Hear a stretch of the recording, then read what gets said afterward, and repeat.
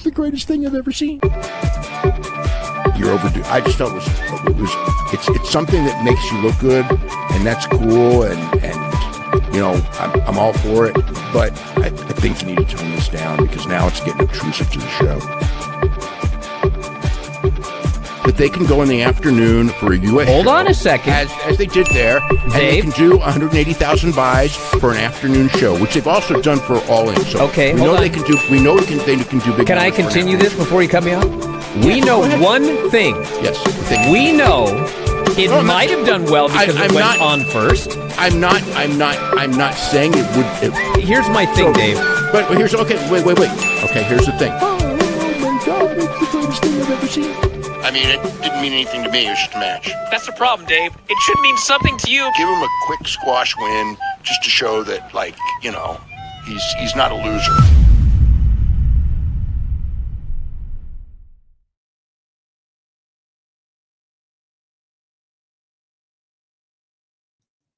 What's happening, guys? Welcome to another eclectic edition of Dave Meltzer Dumb Moment of the Week. Hashtag DMDMW 33, ladies and gentlemen. I am your host, Phil S. Marks. StreamYard messed up my sounds again, and they're all unorganized. For, the young superstar, babyface, the former heel thing, so... Really super annoying. On tonight's show, Dave Meltzer continues to pitch AEW to Paramount as if he's trying to make a sale or something. Kendal Grey rejects him and his 5-star ratings. Forbidden Door cope. And I don't mean Edge, okay? Dave Meltzer and Brian cope a little bit about the build to this Forbidden Door and the go-home show that was Dynamite last night. Time Cop. So without further ado, guys, make sure you hit like, make sure you hit subscribe, make sure you hit heart or retweet. Patreon.com is pinned to the top of the chat or linked down below. Patreon.com/Pro Wrestle Times for bonus episodes of Dave Meltzer Dumb Moment of the Week and more. Make sure you show your support for PWT. Ladies and gentlemen, without further ado, it is time for everybody's favorite show, which was a segment, but now it's a show, and it is called Dave Meltzer's Dumb Moment of the Week. Where's the guy that has papers everywhere in his room? So Dave Meltzer was on a bit of a tangent here this week, and he's glazing the NXT women's roster in general. Not only did he give Natty versus Jada Parker a 4-star match on NXT, which is pretty impressive. And not only is Dave catching up to everyone else who's been like, man, the women in NXT are actually crushing you could argue the best women's roster at one point. I've said forever, there's a bunch of these ladies in NXT who should be on the main roster, especially from a wrestling capacity, and a lot of the character work from some of these ladies. Dave now doling, and he doesn't factor any of that into. He just likes moves. So when he gives 4 stars, they just did some moves that he liked. And he actually watched. That's all it is. He actually just wasn't typing. He looked over and actually watched it. Was like, oh my God, Brian, it's just amazing. And so on top of the 4 stars, Dave Meltzer and Bryan Alvarez had this to say. And then, yes, the main event was Kendal and Lola versus Kalani. He actually kind of buries AEW comparatively, and I'll explain why in a moment. And Zarya. And they had a very good main event. Well, I thought it was great. And I thought that Kendall's always great, but I thought that Kalani Jordan and Lola Vice, I thought they were just tremendous in this match. And Zarya, yeah, they've both been tremendous. Kendal Gray's the newest on the scene, and Dave's like, oh, the greatest I've ever seen, Brian. Me too. Yeah, everybody looked good. Everyone looked good. Everyone was spot on. They were quick. This was way better than like main roster AEW and WWE matches for women. So listen to that. Way better than AEW roster. And meanwhile, he's trying to sell this show for you, Tone. This is your number one advocate objectively. Everybody can see it. This is your number one advocate, Tone. Like the OTC and Paul Heyman. This is your advocate, dude. Dave Meltzer. Okay, he's literally writing in the Observer what he would pitch to Paramount and why they should buy him. Okay, and so I wrote this. Imagine you work for AEW and your boss openly calls this Muppet and books for him. He books for him. And he says, and then Dave says shit like this. This is better than all the women in AEW because he has a crush. Because he has a crush and person whose neck he wants to see broken. Start calling this fucking clown out and save AEW. I'm telling you, man. Got to start calling this guy out. He's burying the whole women. Oh, Monet. So Monet ain't shit. This is better than Monet. All that shit. They're Hazuki. What's her name? Hazuki and Monet. They tried to do their match from San Antonio, Brian. And it was spectacular. So all of that shit he's saying, he doesn't even believe it. Just Kendal Grey because he has a crush on her and wants to see her crush her neck. So he can just give out 5 stars. He wants to see her leave WWE, so then he's allowed to give out 5 stars to her because he's got a boner. And then he just buries the whole women's roster in AEW. Wow. This is who Tone books for, who he calls on the phone, who Tone said all the way back in 2019, I promise, Dave, I'll never book a bad Dynamite again for you. Matches. I'm saying, occasionally there might be some in that same league, but this just seemed way better. Well, the two main women's matches on the show were both, I can't remember the last women's match on WWE as good as either of those two. They were very good. Maybe something with Io Sky and maybe, but even recently I haven't seen Io Sky match as good as those two matches. So Tatum shows up in the Jesus Christ. So then recently I haven't seen a good Io Sky match as good as those two matches. Right, but it's so recency bias, Dave. So your bias beyond just AEW, but it's like a recency thing as well. Well, I saw this and it was, Io Sky could have a match at the highest of level and has had multiple, but that's just pooped out of your brain because you need to bury everyone else. Kendal Gray's always good, but Kalani Jordan was good in this. Dude, Kalani Jordan's been unreal for so long. Okay? People think she should have been called up a long time ago. The crowd, Zari's distracted. Lola hits her with a back fist outside, hits another one in the ring for the pin. So basically the women's champion pinned the women's North American champion. Yeah. So I'm not sure what that accomplished in the end, but I'm not sure. I'm not sure either. It wasn't the finish I expected. No. In theory, you would want the champion to get pinned by the challenger, except they were both tag teams, so you couldn't do that finish. Well, I think ultimately the idea is the 3 people who did not get pinned are all in a 3-way program for the belt, and the person who did get pinned got pinned because the person they pinned distracted them to set up another match. Yeah, it's a very WWE style of booking. Yeah. But so just actually giving a reason for everything. So she lost, but for her to turn her attention away from the 3 other girls, you know what I mean? Then she's going to go fight. She got distracted. So now she's like, I want to go put hands on this person. And then, so you mean very WWE style, you mean giving a reason for things to happen and not just things happening? On the surface when it happened, I was using the match to do that. And that's what storytelling is too.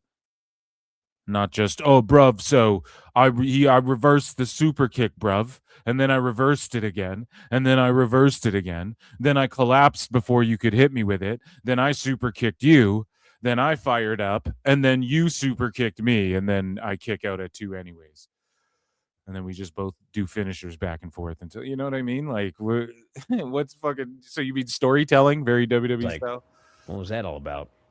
What was the point of that? Well, it's just a way to get out of the match. Well, yeah, but they're just what was the point of that? I don't even understand. What are we watching? I've never even seen this before. It's my first time ever watching. What is this called? Professional wrestling? I've never heard of it. And Dave's like, it's just a way to get out of a match.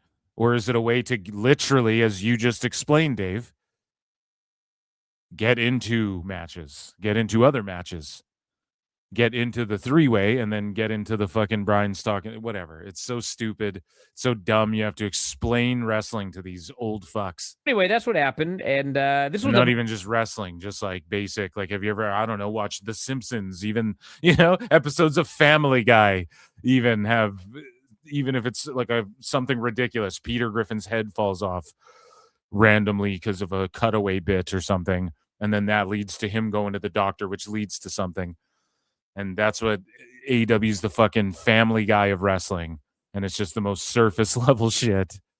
But it's not even like a funny gag. It feels like a bad joke on everyone watching it a lot of the time. And then they're just confused and can't make out why these things would happen in a fucking match. much better NXT show than usual. Craziness. So And then- we move along here. And these fellas talk a little bit more about WWE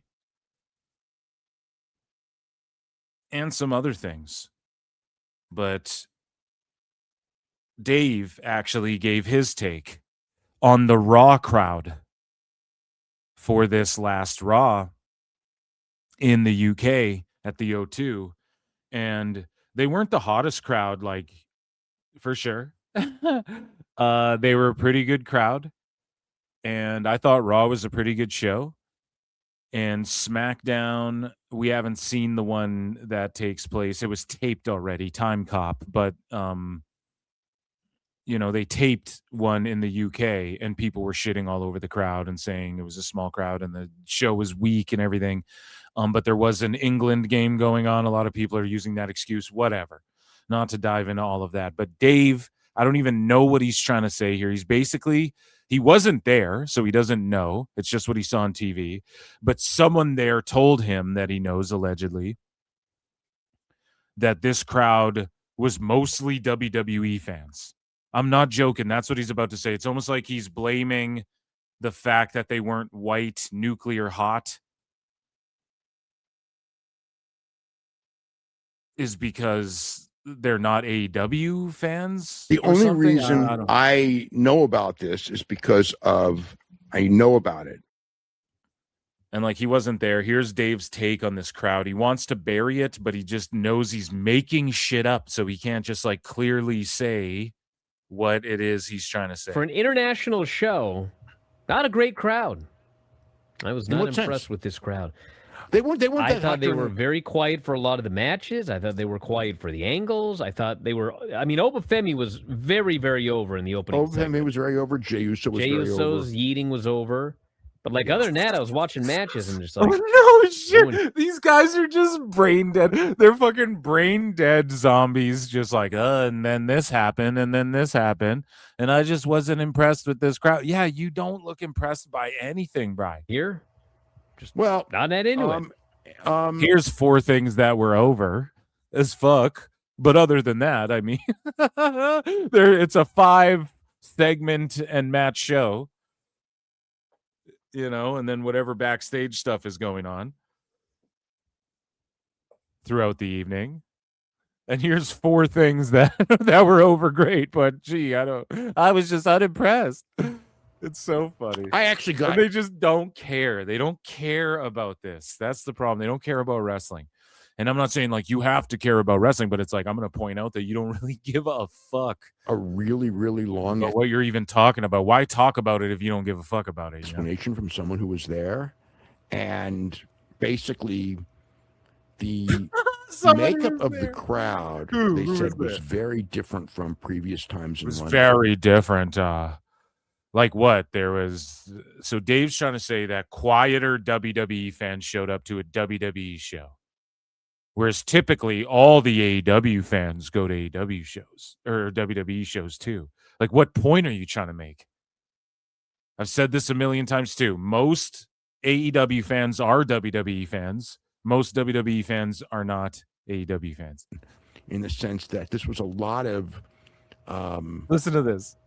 It's very clear that these are WWE exclusive fans. One of the things WWE exclusive. Yeah, so Dave, if the World Cup is on and England's playing and like the pubs there's watch parties everywhere. Your mates are having fun, fish and chips and some tea, a cup of tea. And they're all chilling and you guys are watching the game and shit, having some pints. And then you choose to go to Raw while that game's on instead of that in Europe. That's like you telling me once every 4 years you get the Super Bowl tournament or like a World Cup of football tournament in America. You choose to like go watch Raw that night instead of go to the Super Bowl or whatever.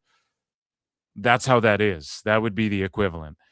So I don't even care about using that as a fucking excuse personally. Like, and I don't even know if that applies to the Raw show. Like, was England playing when Raw was on, or was that just a SmackDown thing? Either way, yes, you would have to be a hardcore WWE fan and pro wrestling fan in general just to choose a pro wrestling show over these types of footy matches, right? You'd have to really be a sicko or a wacko. Nobody's denying that.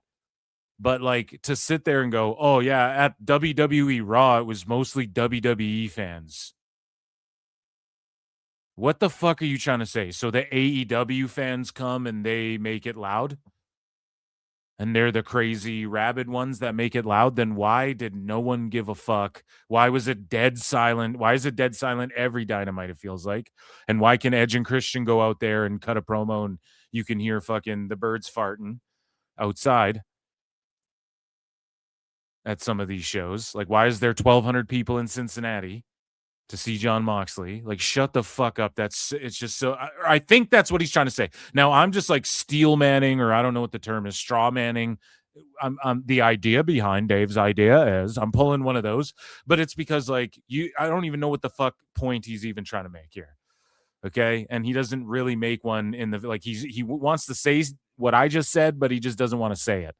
Or he doesn't have the balls to say it. It's like no T-shirts of anything but WWE, and no T-shirts but anything but WWE at a fucking WWE show. Oh my God, Dave! Wow!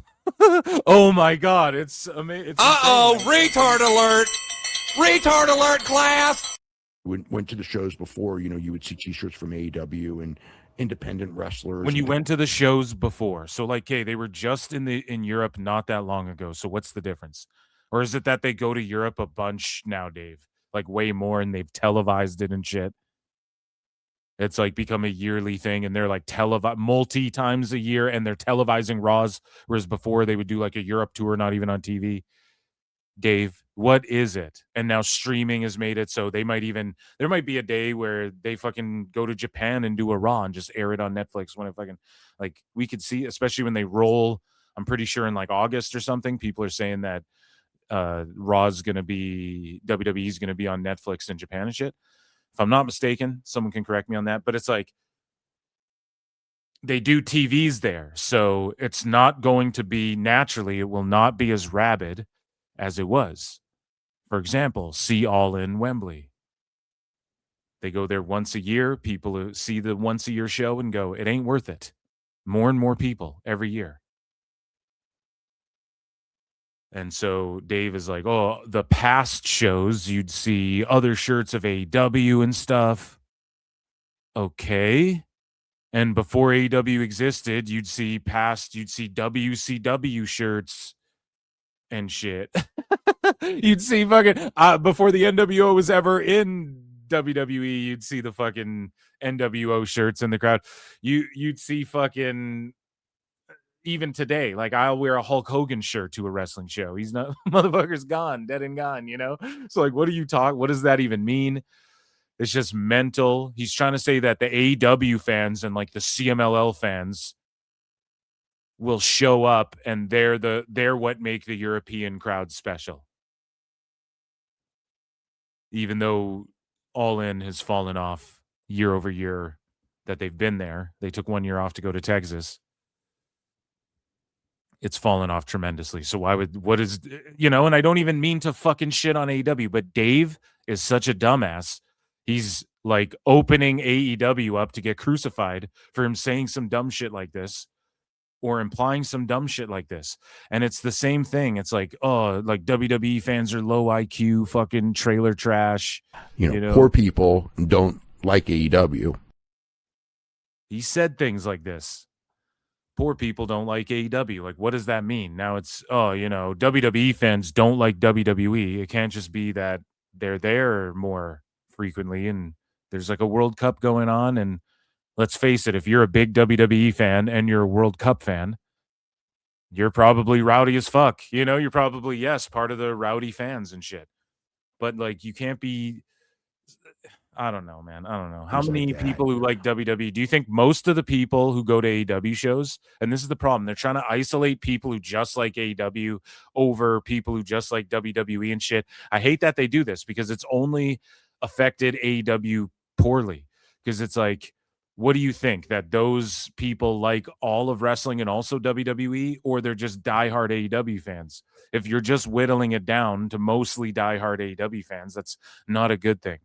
It's never been a good thing if you want to be the challenger brand and all of these things that everybody says that they are, especially They Dave. were, The they sicko were hive fans mind, the who sicko learned Vecna. from watching WWE of late. So they're fans who learned. Listen to this guy. Holy fuck, man. I can't even get through this triggering ass clip. Dave is sitting here going, they're wrestling fans who were born yesterday and they don't know fucking shit about shit. And you should be popping and going crazy for all this shit. Oh, so WWE is awesome and it's a really good show, Dave? Or, he does these weird things. Like if you were going to try and bury WWE, just be like, yeah, the show is shit, Bri. What do you think the fans are going to react like? But instead, Dave does this weird spin where he's like, well, the AEW fans weren't there, so, that's why the crowd was shitty. So you're saying this was a really great show? Baby, learn. Meltzer Inferno. But I thought WWE stinks, so, if he was smart about this, but instead he does this like, I'm going to make up some fucking shit, start Meltzer mathing. There's no real way to explain what I'm even doing because I can't even explain it really. And I'm just like inserting some weirdo shit. So they was just really hardcore WWE fans, but they learned from watching WWE lately. So like all the super hot crowds that they've had, like, what are you talking about? So these fucking PLEs with these hot ass crowds and, the crowd at WrestleMania was hot. I get the people at home were hot for a different reason because they had to watch a bunch of fucking ads, but the crowd there was good. The crowds for their big shows are pretty good. I mean, yeah, they had a couple stinkers. Like we were talking about how Rhode Island, Providence was the shits for SmackDown a couple weeks ago. Okay, that's every fucking Fed. Like AEW as well has had some of the hottest, like 3,000 people crowds that you'll hear. Good for them. I'm never going to shit on that. But Dave, he just does this weird, it was all WWE fans. That's why they were so hot. If I said that, he'd be like, oh, you don't know history. You need to study and learn. That's the stupidest thing. You're just grifting. That's what Dave, if Eric Bischoff said, yeah, it was mostly WWE fans at a show. That's why it was so hot. Or it was, yeah, the crowd wasn't that hot. They were mostly WWE fans. And so when Edge and Christian were out there, they just weren't that hot for it. It just wouldn't even make sense if anyone said this, but Dave says this. And this is the thing, he would melt down on someone for saying some stupid shit like this. But he's so far gone, so far shilling. It makes me wonder, like, is he invested? I deaded that whole thing. I'm like, I don't think he's Dave is invested. so bad. No Dave way. is the devil. Oh. There's no way he's invested. He can't be invested other than like spiritually, emotionally, physically, his heart, his soul, his love, right? But it just makes you wonder. At this point, when you're doing wacky, weirdo shit like this, you're like, okay, I don't even know. I don't even know what's happening and anymore. things like that.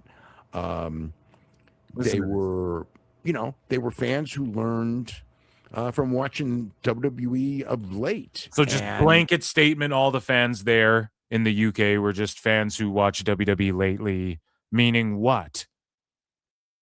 Meaning what? They still showed up and paid a bunch for their tickets and everyone wants to cry about how expensive it is. They're pretty diehard wrestling fans. Maybe the show wasn't that great. Maybe the fucking Maybe it has something to do with soccer. I don't know. Maybe it's because they're seeing more WWE. But what are you implying? That like all the WWE crowds are shit, or that they were watching this shitty show, but then they showed up anyways? 7,000 plus people showed up to SmackDown anyways, which is a solid. If they did that number, not in the O2, but somewhere in America, everyone would be like, that's a fucking great number still for Smack. And it is. It is. Anything 4,000 and above, I think, for a TV is like unreal in this day and age. And maybe my bar for that is lowered because of AEW's standard, right? But think about that. There's good buildings that hold like 4,000 people. You know, you have 1,200. It's like, that's stinky. What are we doing? You have like 4K and up, 5K and up, 6K and up, 7K and up. That's crazy. Even for a pay-per-view, if you draw like 6 to 8K or 10K, that's amazing. Now, house shows do that for WWE. So are you talking about that crowd, Dave? These are you mean that show that happened not that long ago, right? Like, is that what we're talking about? What are you talking about? Why are you just shitting on WWE fans? It's so gross, dude. That, you notice like no there was no mystical match. None of the normal chants. I mean, none of the normal chants. So to Dave, you sick fuck. You sick fuck. That's a normal chant to Dave. Oh, the normal chants? None of the normal chants. Like what? What were they chanting? Gray cock or whatever? What were they chanting? They were calling someone like a cock or he's a dickhead or something like that. Punk chant, but none of the normal chants that you usually get, in matches and things like that. Fight forever. That's what Dave has done. It was basically a newer crowd. A newer crowd. So everybody who showed up is a newer WWE fan. What? How? How would that? How could you even say that? How could you even label their audience like that? How would you know? It was a newer crowd. Dave, did you ID check everybody at the front door? Were you undercover, working the door, patting everyone down, and fucking checking IDs and running it through your database that you then sent to a fan on a Fightful Discord and fucking copy and pasted their AI work that they did on it? Like, what are you talking about, Dave? A lot of kids. A lot of kids. Yeah, it's WWE. Far more minorities than before. Dave, whoa, why you gotta get all racial with it, bro? What's going on? Dave, he had Cuervo with him the whole time too. Whoa, what are you getting at? And but basically this crowd, yeah, in the sense of the crowd was there for the entrances and the interviews, and again, it was a bunch of minorities, and they're all fucking stupid, Brian. They're just there for the entrances, and they don't give a shit about WWE, and they're new fans, but they're exclusively WWE fans. But they're all new, and they're all minorities. What the fuck are you even trying to say? Idiot. What is he even trying to say, Chad? Poor I'm people don't like AEW. I don't even get what he's trying to say, dude. This is crazy. Dave, you're unhinged, buddy. Pack it up. Pack it up, pack it in. It's over. Your time is up. My time is now, Dave. Your time is up, buddy. I have no idea what you're That's even usually getting. the WWE crowd anyway, but so that's usually their crowd anyway. So he's trying to explain how it's not like a normal crowd, but then he explains how it's like their normal crowd. it's more so than even usual. It was more minorities than usual. He had Cuervo with him the whole time too. What the fuck are you trying to say? Holy shit, he's nuts. The he's young nuts. He's unhinged. Superstar, babyface, the former heel thing. So that's like one of the most unhinged things he's ever said, bar none. Holy shit. CWJ1288 for 5. Thank you so much for the super chat. I appreciate it. Hello, I have made this point since AEW was formed. WWE has grown an entire new fan base. Most of AEW are day one who were Nuge, PWG back in the day. Yeah, I agree. And you're going to get people's kids. And like, yeah, their attendances on average are probably up a bit. But they were also running like 900-seater residencies last year and stuff. So they're going to have, no matter what, there will be naturally new fans. But like, does it mean more new fans? So when Dave's like, they're exclusively new. Okay, so the cope is always, they have a 50-year head start. Like literally Dave just turned into a racist instead of instead of just being like, yeah, I don't know, man. It was they just weren't a hot crowd. The show wasn't that good. It's fucking crazy. It's nutty. It's insane. It's loopy. And then he literally for a minute and a half is talking about how the fans were different, but then he just slips in. That's usually their crowd anyways. But like this time it was, what? So what are you saying, dude? It doesn't even make sense. He's just looping, spiraling, desperate, unhinged, like just bullshitting, talking straight out of his ass, trying to make shit up. And that's where you come up with stuff like that. I can't get over that. I was like cringing, embarrassed for him. I feel embarrassed for him watching that clip. Okay, so most of AEW are day one who were Nuge and PWG back in the day. Yeah, I mean, I've been saying they've been whittling the fan base down too. So whether that means what you're saying or there's like some new fans in the make, I don't know. But I think they're whittling it down. Like all the pay-per-views now do similar sales, tickets-wise. You're going to get about 10,000, which I would say is a bit of an increase. Because there was a little while there where they were getting like 6, 7. No, they were doing like 8,000. Like that Double or Nothing did 8,000 last year, I believe. And then this year it did 14,000. And you're starting to see more of these pay-per-views do 10,000. And whether Tone's fluffing them up, peppering them up or whatever, that's whatever. So that it looks good for the pay-per-views for sure, I would say. But then the week-to-week fan base, like it pretty much just means you're going to have 10K people pull up for a pay-per-view. I guess Forbidden Door, though, did what? Like 7,000 tickets or something? I don't know. I'm not even trying to pocket watch like that. But when Dave says shit like that, and then you want to say Eric Bischoff's a fraudcaster for bringing up attendance, or Phil S. Marks is a grifting podcaster for fucking being like, okay, but look at like the TV rating, Dave. Just look at it objectively. Like, fuck Fox News and all this shit you're talking about.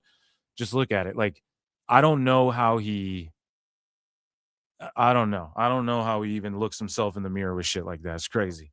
So we move along here. That's so fucking unhinged. I think he's got a little bit more to talk about when it comes to WWE here. Where were we? Yes. So Dave talked about, well, here's the extended clip. Meltzer said, what the GOAT? Fucking drop this, the extended version. And based to things in matches that are normal. Well, whatever. No, I just went off. That was like a 15-minute rant for me on that one clip. Shout out Meltzer said what. But speaking of Kendal Grey, she actually rejected Dave. And now he's got emotional damage because Kendal Grey rejected his 5-star rating system. Emotional damage. It's not that serious, but she does deny him. Okay, she really does. So she was on TMZ's Inside the Ring and shout them out. But she talks about Meltzer saying she may become the greatest American women's wrestler of all time. And her response to that, to if she heard about that, which obviously social media, she said, it didn't really scare me. So immediately Dave felt it. Like, no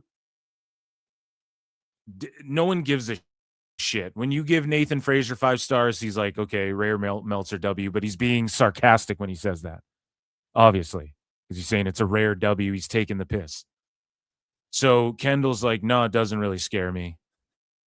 Because what you say, Dave, just doesn't really matter.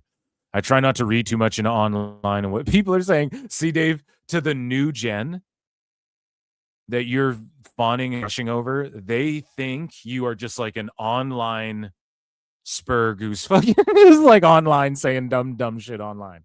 Like me, okay? You're at my level, bro. Okay?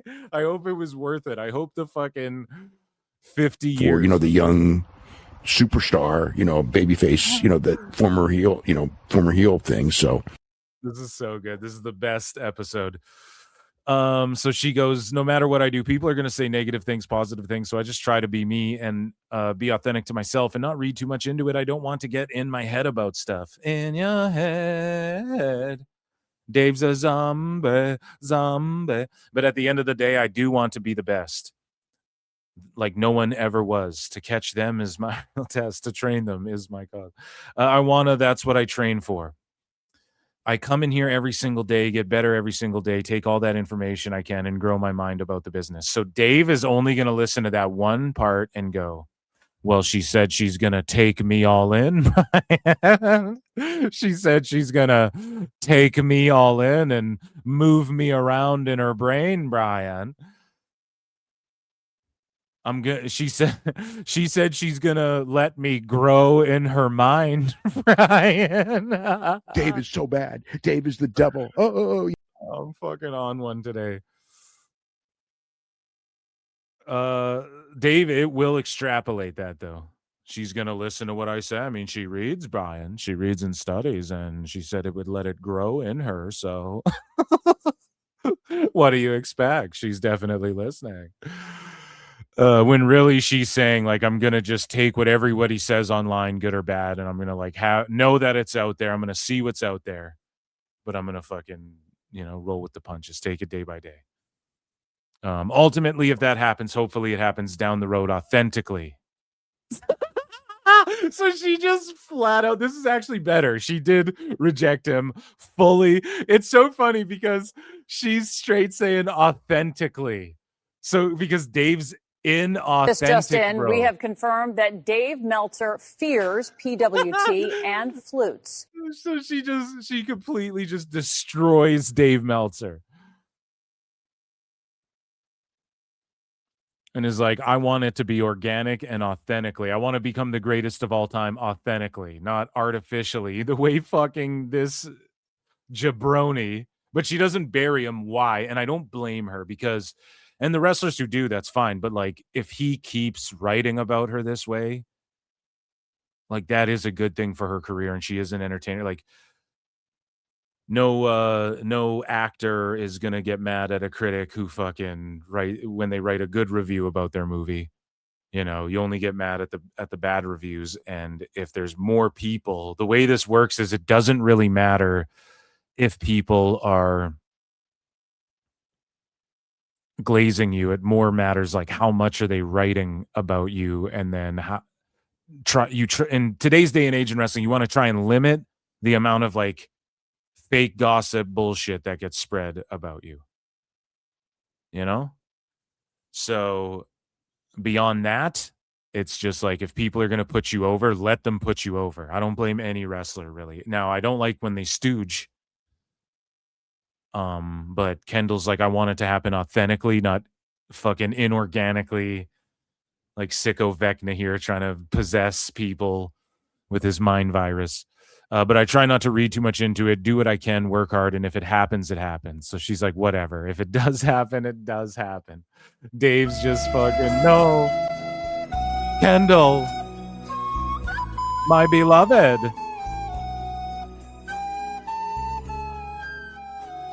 You forsaken me, beloved. Brian. StreamYard mixed all my sounds up again. I'm not joking. And so I'm looking for my Brian, and I just can't find the motherfucker today. Just like Dave can't find a clue. Here she is. Here we go. So that's amazing. And that's just so great that Kendal Grey rejected him into oblivion. So Dave Meltzer had this to say. And I saw this just before we jumped on the air here.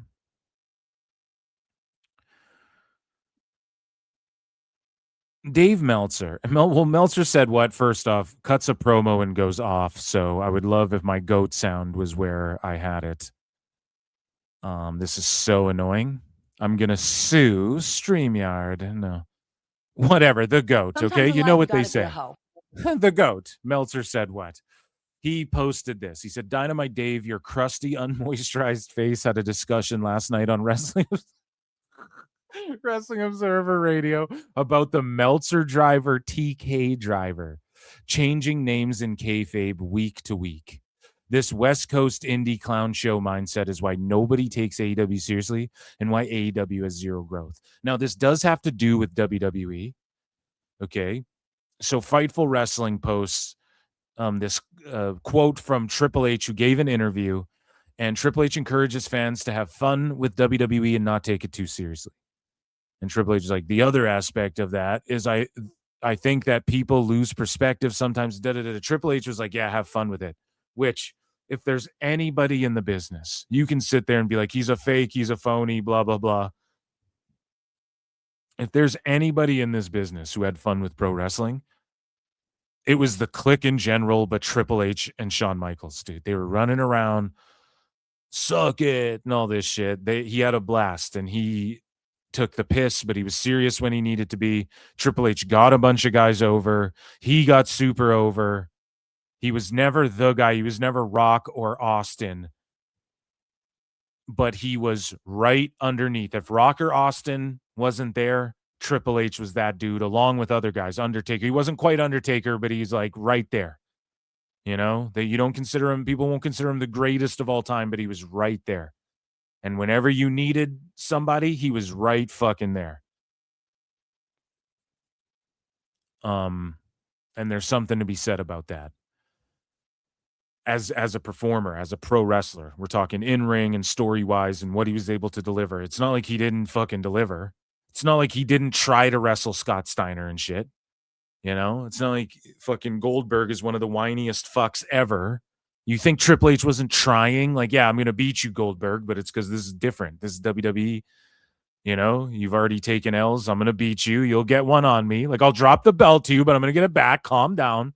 And Goldberg's like, no, it's a shoot. And people hate on Triple H for that. I don't get it. I've never really understood it. Found the goat. So anyways, Triple H is like, yo, let's have fun with this a little bit. Now, WWE delivers the most serious, the most super serial storylines. They do. And they also give you wacky shit like Danhausen creating Frankenhausens and shit. But in AEW, you get even phonier, cheesier shit than that. You have the Rizzler rizzing up bitches who end up catfighting over him.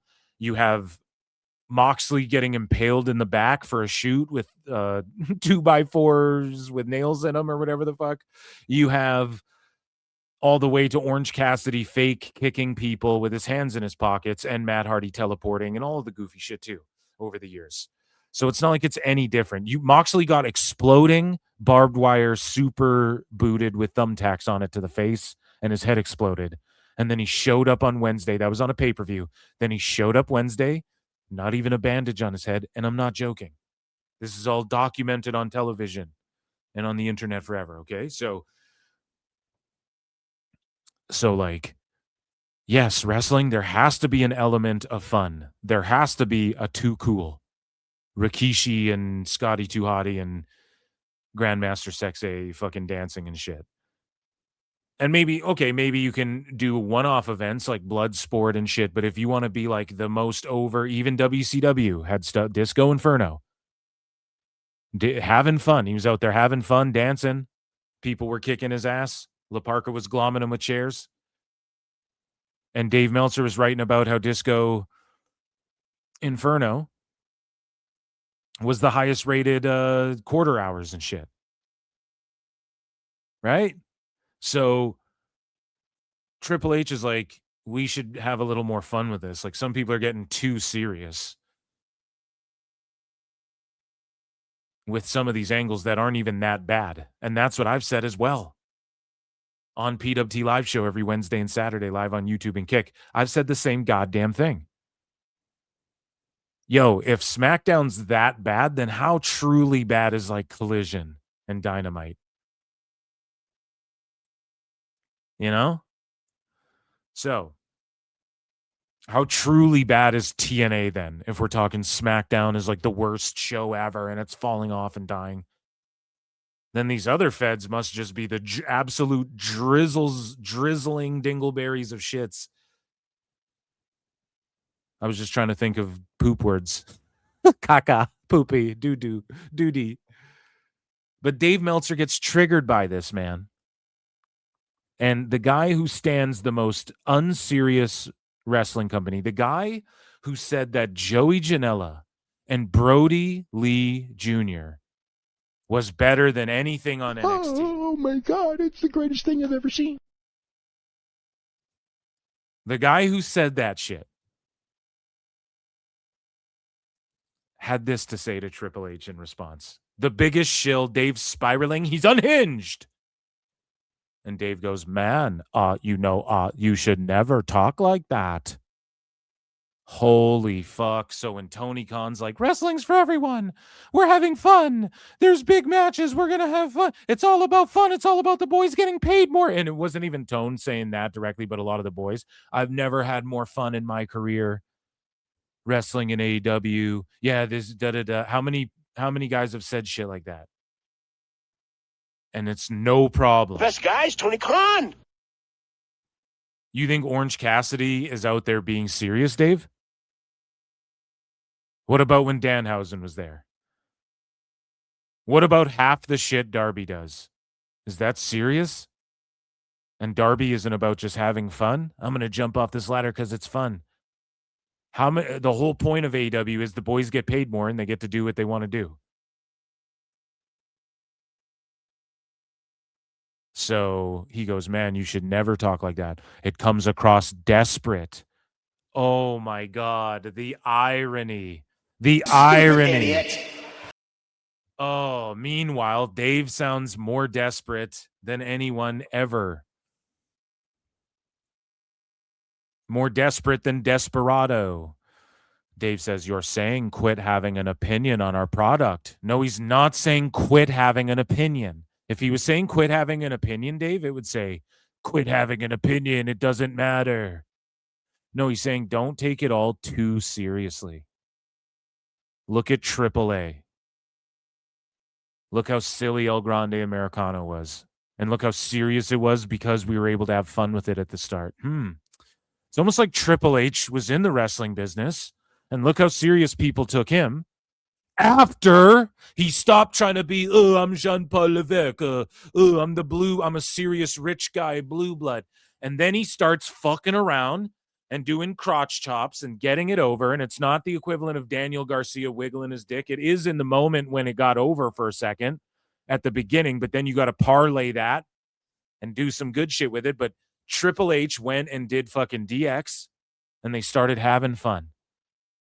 Not having fun in like a cringe way, even though it is kind of, some of it was cringeworthy, but it was just like an era of, with the NWO Stone Cold DX, it was just middle finger to the authority.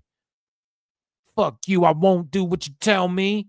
Fuck you, I won't do what you tell. That's just what the vibes were. It was Limp Bizkit and shit. You know what I mean? Like, it was just Limp Bizkit, fuck the man shit. That was the whole energy of the fucking 90s and early 2000s. So, like, it was that. It's not like, let's just do cringy shit just for the sake of like this, like, you know, Garcia wiggling his dick. Like, it's just not over. It's not over like the crotch chop. You don't have kids doing that in school. And if they do, they get sent to the fucking principal's office, as they should. But it's not happening. You don't hear those stories like you hear, yo, I got sent to the principal's office for crotch chopping and shit. Like every kid tells who was born in the fucking 90s or loved the Attitude Era and shit was a kid in the 90s. So again, Triple H then after that became the cerebral assassin. Triple H was taken seriously after he started goofing around and shit a little bit. So think about that for a second, Dave. You want people to spend hundreds of dollars on tickets. So now Dave is going to explain to Triple H what Triple H and WWE want to have happen, that's already happening. Here, I actually wrote a tweet about this. I think I bookmarked it, so I wrote this here. Holy fuck, Dave is mentally ill and he's desperately trying so hard to convince himself of the bullshit he's espousing. AEW has midgets with their hands in their pockets doing fake kicks. WWE has Danhausen turning people into Frankensteins. If anyone takes any of that too seriously, they're a tard like Meltzer. I also love how Wavy Davey is explaining what Triple H wants to have happen, like it isn't what's literally happening and has been happening already. You want to sell tickets for hundreds of dollars. Yeah, that's what they've been doing. Oh, you mean like what they've been doing and what you've been crying about for the last year? And I wrote, this shark brain monster and his cave-dwelling mutant sycophants voted highlighting WWE gates as one of the most disgusting promotional tactics. But now that should be their main focus. Old shill fraudcasting grifter. And it just showcases hypocrisy. Wow, I really went off on Dave earlier. And so Dave says, but also they say don't take it seriously. If they didn't take it seriously, they sure aren't spending that kind of money on tickets. Dave, they don't really take it seriously. You just said that the fans were a bunch of brand new minority. What else did he say? He just labeled them with all this shit. They're mostly minority, there for the entrances, there just to clap like seals. Brand new fans, brand new. I don't like it unless it's brand new. You might see me in my brand new whip with my brand new bitch. Brian. But for real, Dave, like, what are you talking about? Poor people don't like AEW. What the fuck are you talking about? He was just labeling them all this stuff for whatever reason.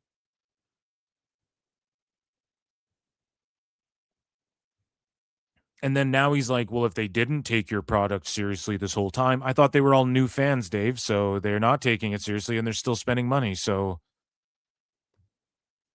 what are you talking about? WWE's been around for 50 years. I thought that was the cope. So there's ebbs and flows. There's been no growth. There's been no growth in AEW. As Meltzer said, what points out the goat. Points out.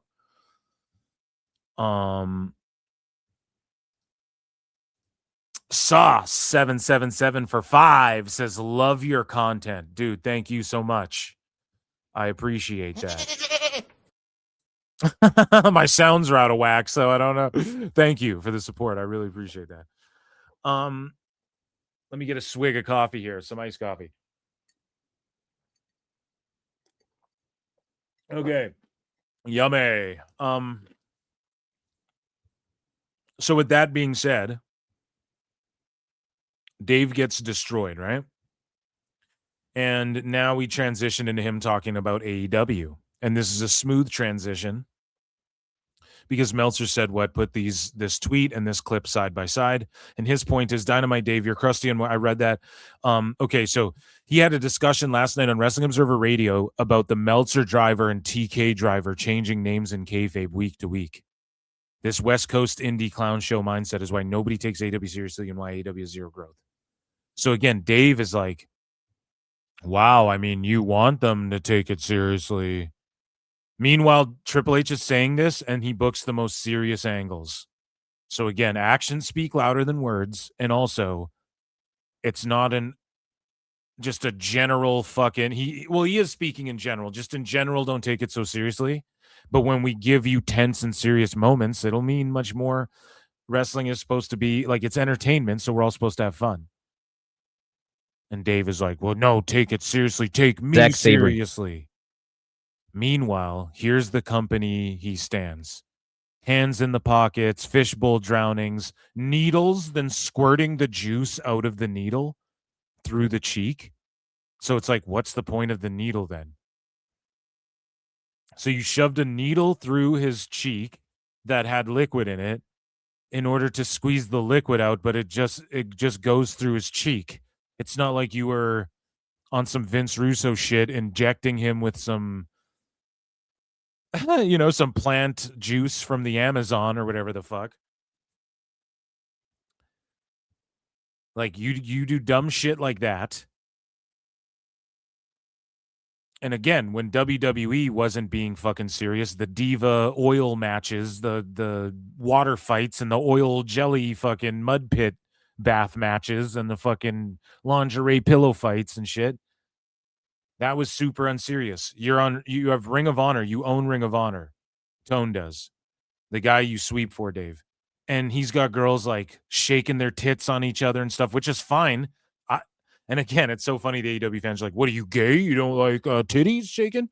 No, I love it. But it's just like, that's Ring of Honor, though. Imagine if you took that back 10 years, Ring of Honor fans they'd fucking, you wouldn't make it out of the building alive. The Ring of Honor fans would go insane, dude. They would trash that shit and try and... But people got mad because Jim Cornette was trying to do like WWE-ish. He was trying to like elevate Ring of Honor to be more like story-based, focused, and like pushing guys with resumes and fucking bodies and guys who are over and will get other people over and stuff. And people fucking hated on him for that, for being like, no, don't do all this crazy shit. And now Ring of Honor, you have women shaking their tits on each other. And that's Ring of Honor. The Iconics are in Ring of Honor. And Tone's like, here you go, Ring of Honor. It's amazing. It's like the antithesis of what Ring of Honor is. You're unserious. This is the most unserious shit of all time. One of the most unserious things ever are the Young Bucks and their gimmicks just in general. Them trying to act tough is unserious. Them doing this babyface bullshit is unserious. One of the gimmicks they do is every week they call the TK driver, Meltzer driver, Indie Taker, whatever the fuck you want to call it. They change the name of it every week. That's the most unserious goofball shit ever. And Dave is like, Triple H, you should have never said, don't be serious. Why so serious? And now Dave is about to sit there and giggle like a fucking 13-year-old little bitch texting with her friends. I don't mean that. I don't know what I'm saying. But he's giggling like a fucking schoolgirl over the Bucks. He's just tickled pink over this shit. You know what I'm saying? Over fucking the Bucks, like doing this cringy ass unserious shit. He doesn't keep the same energy for anything. He's a hypocrite. Zack Sabre Jr. That led immediately to the Young Bucks versus TMDK, which was a very I'm snapping today, Chad. quick match. Didn't even go through a break. TK driver finish, and then Sabre and TMDK attacked the Bucks. It's not TK driver anymore. What is it now? It's back to the Meltzer driver? Well, they didn't call it anything. It's just that move? It was the Meltzer driver last week. This week, it doesn't have a name. It needs a name. Yeah, it can't be my name, but it's not the TK driver anymore. So they need to come up with a name. It can be your name, Dave. It has been for years. I don't think so. I don't think so. It's like you don't get a choice, brother. Well, it's not. It's nothing to do with me. It's got to do. Oh my God. With if there are marks for it, has nothing to do with me, but it's named after me. If it wasn't for you sucking their balls and tonguing their holes in PWG and New Japan, so it has everything to do with you.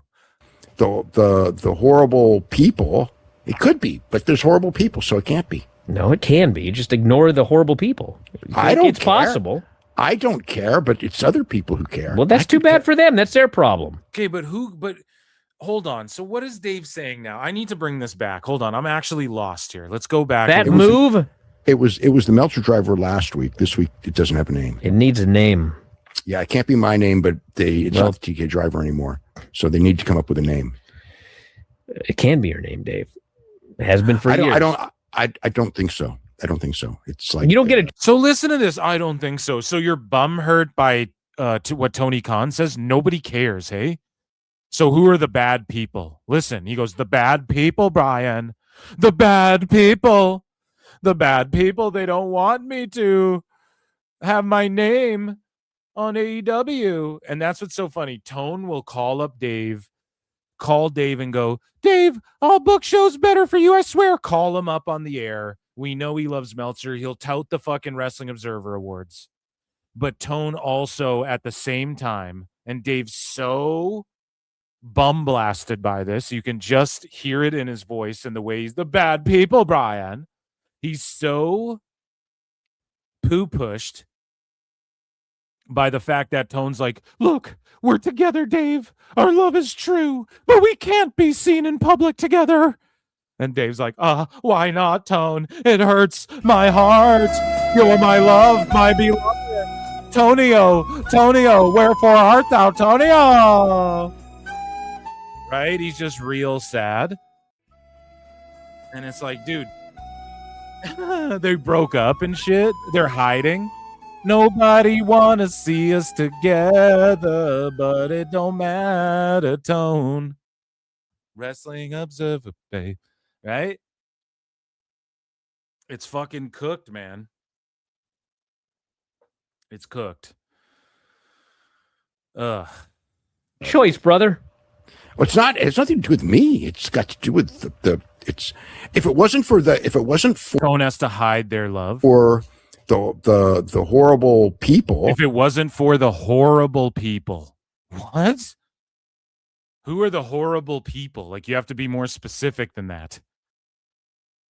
That's insane to just go, if it wasn't for the horrible people. Dave, no one cares that you call it the Meltzer driver. And forever, to infinity and beyond, everyone's going to still call it that. And they're going to talk shit about the Bucks calling it that, but nobody really even cares anymore because you're so far up their asses and vice versa. So Dave is now blaming the boogeyman, I guess. The horrible people. They're invisible. You can't see them. Lord Voldemort, Brian. He's going to go up their ass further by giving them an out by blaming it on the horrible people instead of calling out Tone for being like, well, he can't mention my name. He refuses to on the air because they know if they do that, the internet's going to have a field day with it. Now, how bad are the optics, Dave? Maybe you should back off. Maybe you should just chill for like a year. And just stop glazing AEW so hard. Just save your opinions on it even. Stop trying to shill it. And I bet the perception of AEW will go way up. And it's so funny how hard he shills for this shit. Meanwhile, Tone just slaps him around. And is like, yeah, no, I'm not going to say your name. I'm not going to say your name, Dave. And we don't want you to appear. Because if we say it on the show, we're going to get cucked for a week straight. We're going to get felted online. We're not doing it. Well, it could be, but there's horrible people, so it can't be. No, it can be. You just ignore the horrible people. I don't It's care. possible. I don't care, but it's other people who care. Well, that's too bad for them. That's their problem. I could care less. Okay, I mean, they can call it the Meltzer driver, and I'm absolutely fine with it. I'm not going to ever complain about it. I thought that was the original name, and what was hilarious was when they switched it. You didn't even know this when they switched it, and I didn't know it either. It was because now they hated me. Wow, did you know that? I did not know that. Yeah, because it had nothing to do with it, but people. He's so sad. Just listen to this. Know this when they switched it, and I didn't know it either. It was because now they hated me. Wow, did you know that? I did not know that. Yeah, because it had nothing to do with it, but people. That was the conclusion people came to. So Dave is now coping about. Oh, and did you hear? It was because the Bucks hated me, and that's why they changed it the first time. Who said that, Dave? Dave, log off of Twitter. You're in like the weirdest sickosphere bubble. Like, stop blocking everybody who likes WWE and thinks you're an idiot. Like, Jesus Christ, man, you're in too much of a bubble, bro. You're in way too much of a bubble. Because like I am your biggest detractor. I'm your biggest A-log. I'm your biggest hater. And I've never heard anybody be like, yeah, it's because the Bucks don't like Dave anymore. You are coping and seething. You just can't accept what you're seeing. Yes, you're coping and seething. The truth it is scalding, and now you are molding and coping so hard, coping and seething.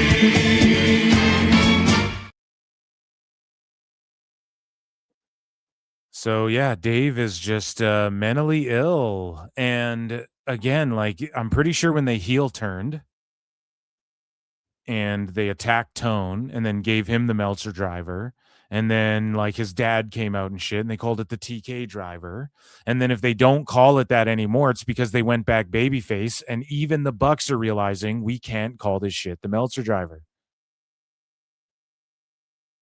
Even the Bucks are starting to realize, oh fuck, man. Imagine if it wasn't called that. And also, they don't want to bring your name up on the fucking show because they will get dragged in the mud, and Tone knows that. He just, he doesn't want to admit that to you and hurt your fifis. So then when they gave it back last week, I was wondering, are people going to think that they like me again? I mean, it's just like, no, they love me. They really love me. That's the caliber of stuff that happens in the insane world of professional wrestling. Well, they all attacked the Bucks afterwards. Kenny and Jeff. Love looks not with eyes, Brian, but with the mind. When you study and learn, love looks not with the eyes, Brian. Oh, my fucking God. Oh, man. Hope you guys are digging the Shakespeare references. I don't know. So we move along, and Dave Meltzer, speaking of the Bucks. Well, this was him explaining. We should have watched the video. Meltzer said what is always like ahead of the curve and like fucking dropping the audio clips because he's listening before the before these video clips come up. So I could care less. Okay, I mean, they can call it the Meltzer. I did not know that. Yeah, because it had nothing to do with it. But people, that was the conclusion people came to. So, and he speaks in generalities and not in a good way. Like, he's just like, oh, everyone's minorities and they're stupid or whatever he was trying to say before. They're all new fans and they're stupid. That's literally what he was saying before. They're all new minorities and they love WWE exclusively. Really, Dave? Every single last one of them? So that's what he was saying about the fans at Raw. And then Dave goes, that's what the conclusion everybody came to on Twitter. Well, not everybody. I didn't even hear anybody say that, and I'm your biggest detractor. Then when they gave it back, caliber of stuff that happens in the insane world of professional wrestling. And if people said that and I mentioned it, we didn't dwell on it, and I forgot, because it was nothing serious. So Dave Meltzer, he also copes over the Go Home show, 2 Forbidden Door, which happens this weekend, Time Cop. And pretty much what Tone did is they were in Rio Rancho, New Mexico, and he just threw like 100 matches on the card. And Dave was like, the idea is the World Cup's on, Brian. Thus, they want to put on a banger of a show, which just doing pure wrestling isn't a banger of a show. Tone always does this for the go-homes. Notoriously, his go-homes and post-pay-per-view shows are the absolute worst. He's the worst at booking go-home shows and post-pay-per-view shows. And his pay-per-views are just all matches. Amazing physical wrestling. So that's what you tuned in to see that for. So the show itself, like, why not use that to tell more story and stuff like that? And especially if the World Cup's on, really get over your narrative. And then for social media purposes, so people can share around the clips of the show being like getting over the storyline of what's going on and showing us who these characters are and developing people in that way more. And then, like I missed I was watching World Cup. So I go on social media. What happened on Dynamite? Oh, a lot of vignettes and promos. I just watch it all on Twitter. I watch it all on YouTube. Like, people got to understand this.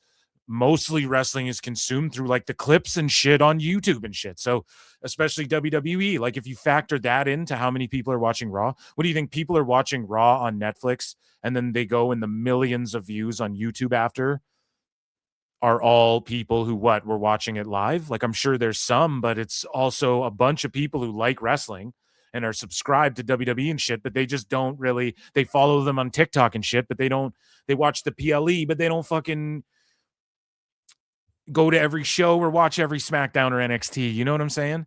Like, you have to factor that into it too in 2026. So instead of like booking a show where it's like more narratives and like pushing things along, and then the people can talk about those clips and go, damn, this really, whatever, this connects to the, however you do it, right? You're telling a story. And then the pay-per-views banger matches. Nope. Tone's just like everybody in the ring now. And so Dave's cope is the go-home show is great for the wrestling. Well, holy fuck, man. Like everything's great for the wrestling. Like everybody can wrestle. You need to do more than that. And everyone can wrestle in TNA. Everybody's a good wrestler in AEW. Everybody's a good wrestler in W for the most part. Now I'm speaking in generalities, right? But in a good way, in a way where it's like, I'm putting people over. Like for the majority of people in AEW, they can fucking go if they had, especially if they had direction. Some of these people would go really far. And if some of them had a filter and shit like that, and especially these New Japan guys who come over, like, they can go. Everybody can wrestle in New Japan. Everybody can wrestle in WWE. So, like, what more do you bring to the table? Tone never can get past that hump. And Dave is just like, it's good because wrestling. Hashtag wrestling. This was the show with 8. Which, I mean, it is wrestling. So, trust me. But when you have all this TV time, it's pretty much free commercial time for your goddamn PLE. You're trying to work up as much heat as possible so that you sell as much as you can at the pay-per-view. Okay? You got to fucking win some battles to win the war. Matches. He got them all in. I thought it was a pretty much of a great show. It's and you can lose some battles and win a war too. And you might got to take an L and just do some storytelling and not go hard-hitting fucking in-ring action to pop Dave one week, Tone, and see if the fans don't mind it. Because when I watched the show, I was thinking like, this really should have been like a Clash of the Champions type of a show, like that what I thought. Like WCW, Brian. What the fuck are you talking about? That would end up being, because this was absolutely not your traditional go home for a pay-per-view show. I mean, it is traditional in AEW. This is what Tone keeps doing. And he might have got away from that once, but the exception doesn't make the rule. I think he got away from that at Double or Nothing. It wasn't just overstuffed with wrestling. It was mostly character shit. I believe, if I'm not mistaken, right? Because didn't they do that press conference that went into the overrun? Or it was like no, that was for Hangman. That was way before that. So they were doing a lot of story stuff there with MJF. As long as MJF's doing some story stuff, that's always a positive for me. But this 5-man, 10-man scramble shit is fucking, or 12-man, however many men is garbage in my opinion. Death Riders are garbage in my opinion. Ricochet, Takeshita, that's good shit. Swerve versus Garcia, like that's poo-poo. LP, okay, now last second you're trying to stuff like New Japan crossover stuff for Forbidden Door. It's just not booked well. It's a bunch of matches thrown together. You have to be able to admit that. Not many angles. There was a couple of run-ins, to build pay-per-view matches, but they were the last run-in at the end was pretty focused. But it was mostly just match. The last run-in at the end was focused, but the rest were just ADD. Match. The matches had good time. I think Ospreay and Phantasmo probably could have gone several more minutes. But aside from that, I mean, the Young Bucks match could have, but it didn't need to, because it wasn't important to have another great match in that spot. I mean, the keys were, they gave enough time to the opener, which was a hell of a match. They gave enough time for Ospreay and Phantasmo to have a really good match. They gave Swerve and Garcia decent time, and they gave Ricochet and Takeshita time to have a freaking classic match. So Superman classic. They had a classic on Dynamite. That I just thought, and they did everything they could to protect Ricochet while putting Takeshita over in the end. So, wrestling wise, it was an excellent show. All right, that's what we've been saying for 7 years. Okay, This was the show with. I guess that's your challenger brand there, sire.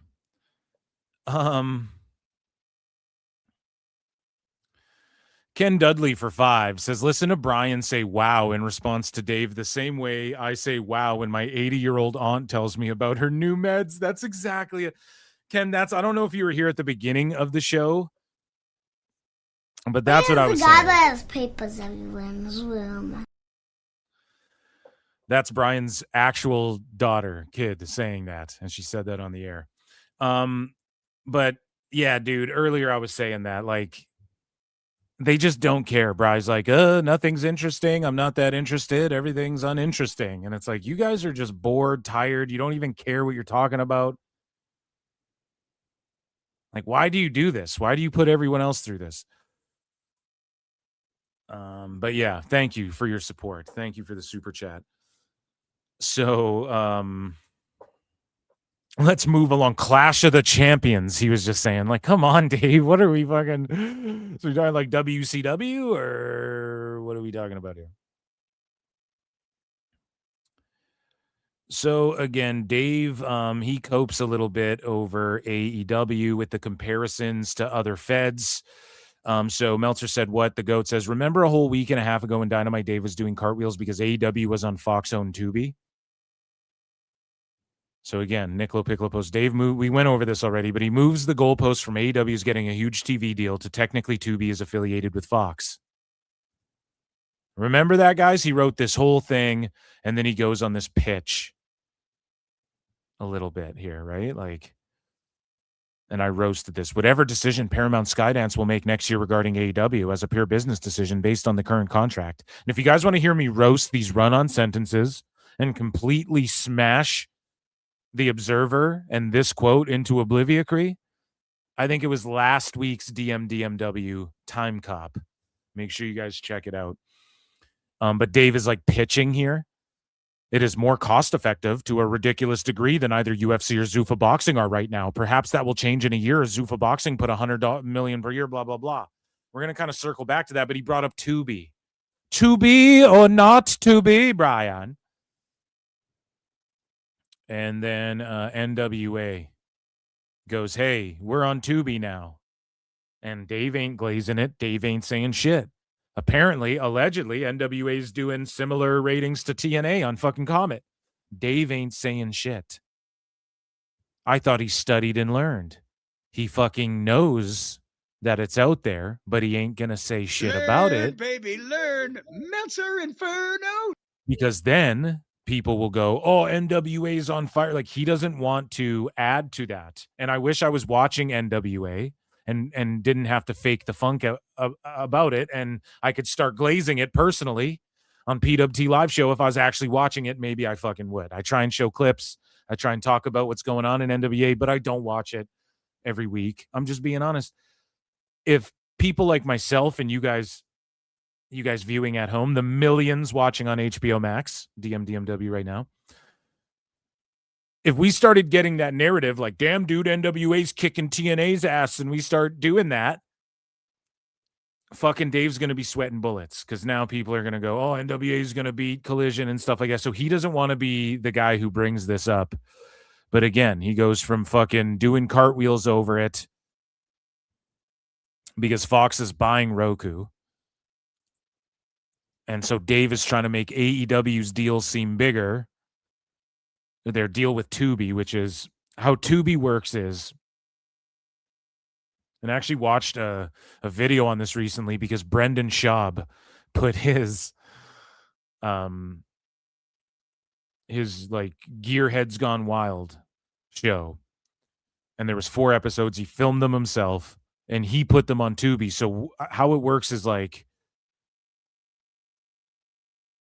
I think you pay to get your show on there. So Tubi does produce original stuff, right? Or they pay for stuff, or you can pay to get your stuff on there. And if it's exclusive, there's a different term for it. Like, maybe it's like Tubi exclusive. It's not Tubi original, but it'll be called like a Tubi exclusive or whatever. So AEW wouldn't be that. So I don't know if you're paying to have the Tubi exclusive or whatever the fuck. And that's where it's only on Tubi for the first airing of it, right? But either way, though, you get paid, like, similar to YouTube, a cut of the fucking ad revenue. So Dave is trying to be like, well, it's affiliated with Fox, but really just Fox scooped up Tubi to bring in the ad revenue that they do. It's like them owning their own little YouTube that makes originals and stuff here and there. Like, it's just so stupid the way Dave will glaze it when it comes to AEW. Doesn't even bring it up when it comes to NWA. All the fuck I gotta say is NWA.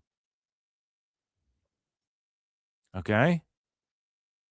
So anyways, we move along, and Dave, he's talking about Forbidden Door and the pay-per-views going head-to-head and whatnot. And so I know I'm a little all over the place, but I'm trying to keep it thematic. Because he compares WWE to Forbidden Door. Well, he's not even comparing them. He's just comparing the head-to-head aspect to last year and how WWE got their asses kicked. And they should be worried, even though Dave can't fucking rack his brain behind this Forbidden Door. And even he's critical of it and doesn't feel like it's very Forbidden Door-ish. We'll get to that in a second. Okay, because here's more Cope and the way Dave... When it comes to WWE or other feds, they get their asses kicked. They're learning their lesson. They're fucking Tubi's affiliated with Fox. How dare NXT run against Forbidden Door? Shoes on the other foot. He ain't got nothing to say. Let's see. If I'm WWE and I am doing my first non-Tuesday night big time show on the CW, and granted, it won't, because of the nature of pay-per-view versus television, it won't hurt them that bad, but it will hurt them. It's just like, I want to go in there with my best foot forward, and I wouldn't want to go head-to-head with the AEW show. Theirs is a free show while AEW is doing a pay-per-view. And Dave, you just said that the Raw audience, all of them in the UK, were brand new, minority, exclusively WWE fans, among other labels. So why would that have any effect on Forbidden Door? And it's two completely different animals. It's a pay-per-view for the Challenger brand, the Coke to their Pepsi, the Pepsi to their Coke, Brian, and NXT's fucking developmental and is just on the CW. And guess what, dipshit?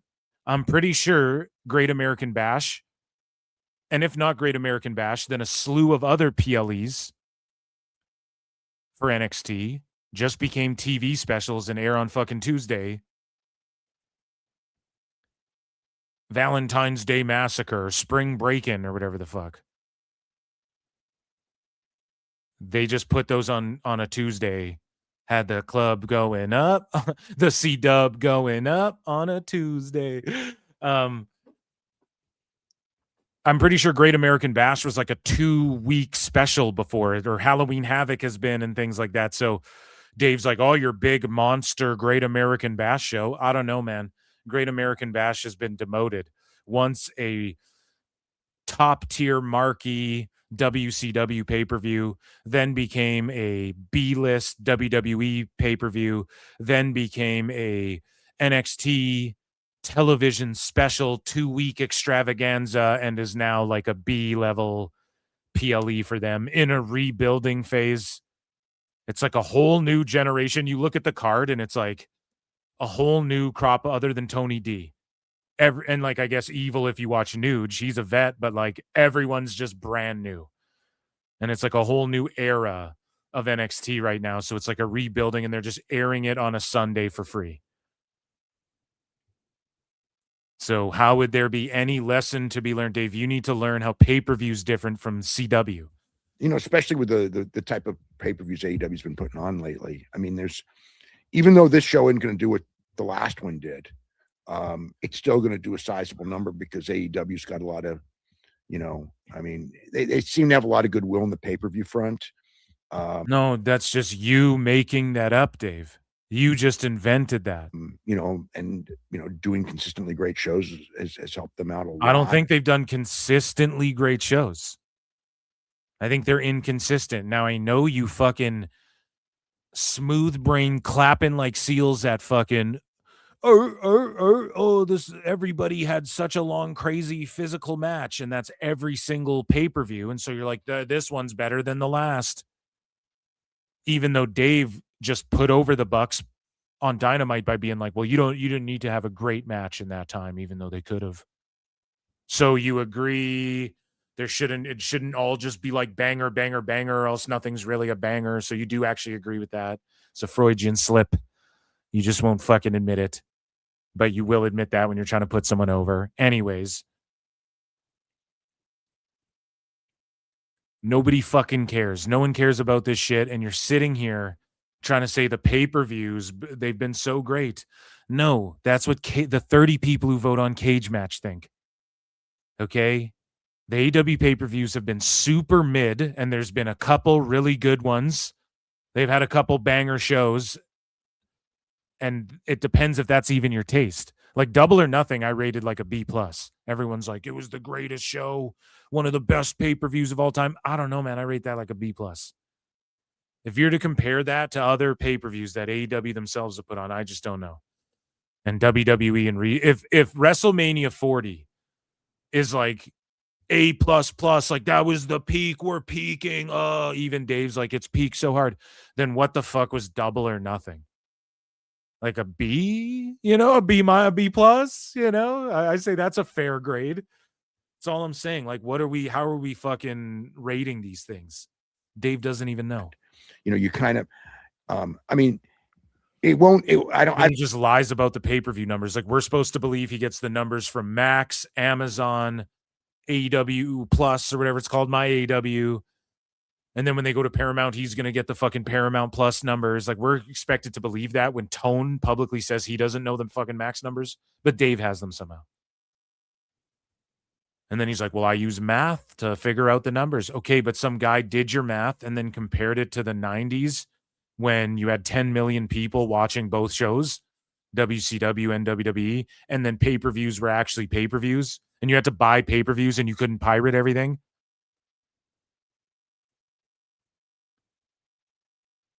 And it was probably more too, because you got to think about it. Like, okay, you'd buy a pay-per-view in a bar and people used to have to go out, flock to bars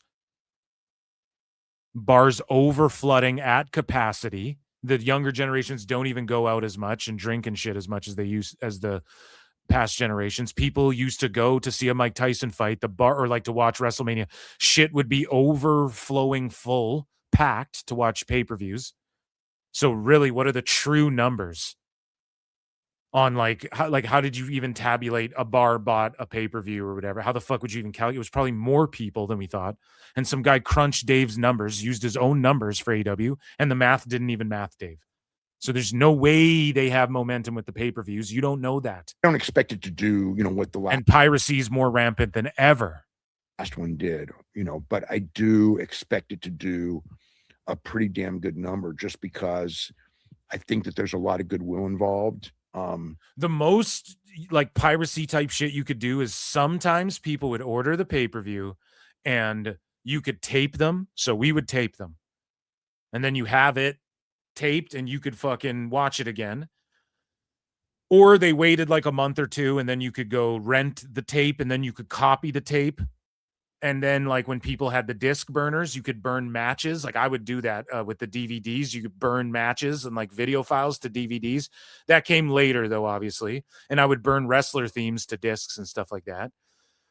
But your boy Phil would go on LimeWire, and I'd fucking download, like, you'd get I remember, like, Scott Steiner debuted in WWE. And then, like, after the pay-per-view, like, the night after the pay-per-view or whatever, someone like uploaded it to LimeWire. I like looked it up and downloaded it to LimeWire and it was super shitty quality. And then it was like a 2-minute clip of that. Like you couldn't get a whole pay-per-view in full. I could look up any pay-per-view right now and find it, especially with a VPN. NordVPN.com/ProWrestleTimes. Get 75% off and 3 free months right now. So give me any match or segment. I could find it right now just by typing it in. So like Dave has to understand this. People who want to watch the CW show are going to watch the CW show. WWE, there was no lesson to be learned. You just invented that in your head last year. And that's why you're thinking so hard and cringing and wincing so hard, Dave, because you're full of shit. And you're just like thinking so hard of some new bullshit lie to try and peddle.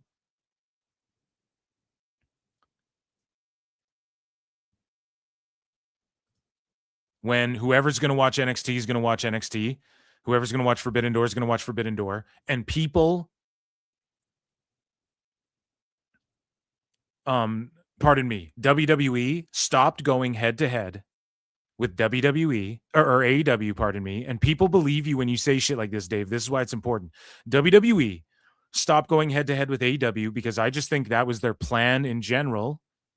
And I believe, if I'm not mistaken, Dave Meltzer even reported himself. Yeah, they stopped for now. It'll probably start again next year. They'll do head to heads again. So Dave just wanted to create a fake narrative, and people ran with it, that WWE need to learn their lesson. Now, a bunch of people point to, well, Goldberg did shitty numbers on USA, and that made them, they got kicked off, or NBC or whatever, for Saturday Night Main Event because they went head-to-head with AEW, and so they got kicked off there, and they're blah, blah, blah, blah, blah. And then a bunch of people have debunked that. That shit gets community noted because people have fact-checked that. And that's not what happened. And the Goldberg thing was so cleverly planned out, and I've laid it out. They purposefully cut him off so that everybody searched, well, what did Goldberg retirement speech, and then Goldberg cuts promos, and everyone's going, oh, they cut off his retirement. And then while AEW is going on, everybody's Googling, and they get Goldberg retirement trending. And then they just upload it to YouTube, where millions and billions the millions and millions get to see it, and not just whoever tuned in who have Peacock or whatever. So it's such a cope, and it's because Dave says shit like this. It is weird having that cage match in the main event and not a title match.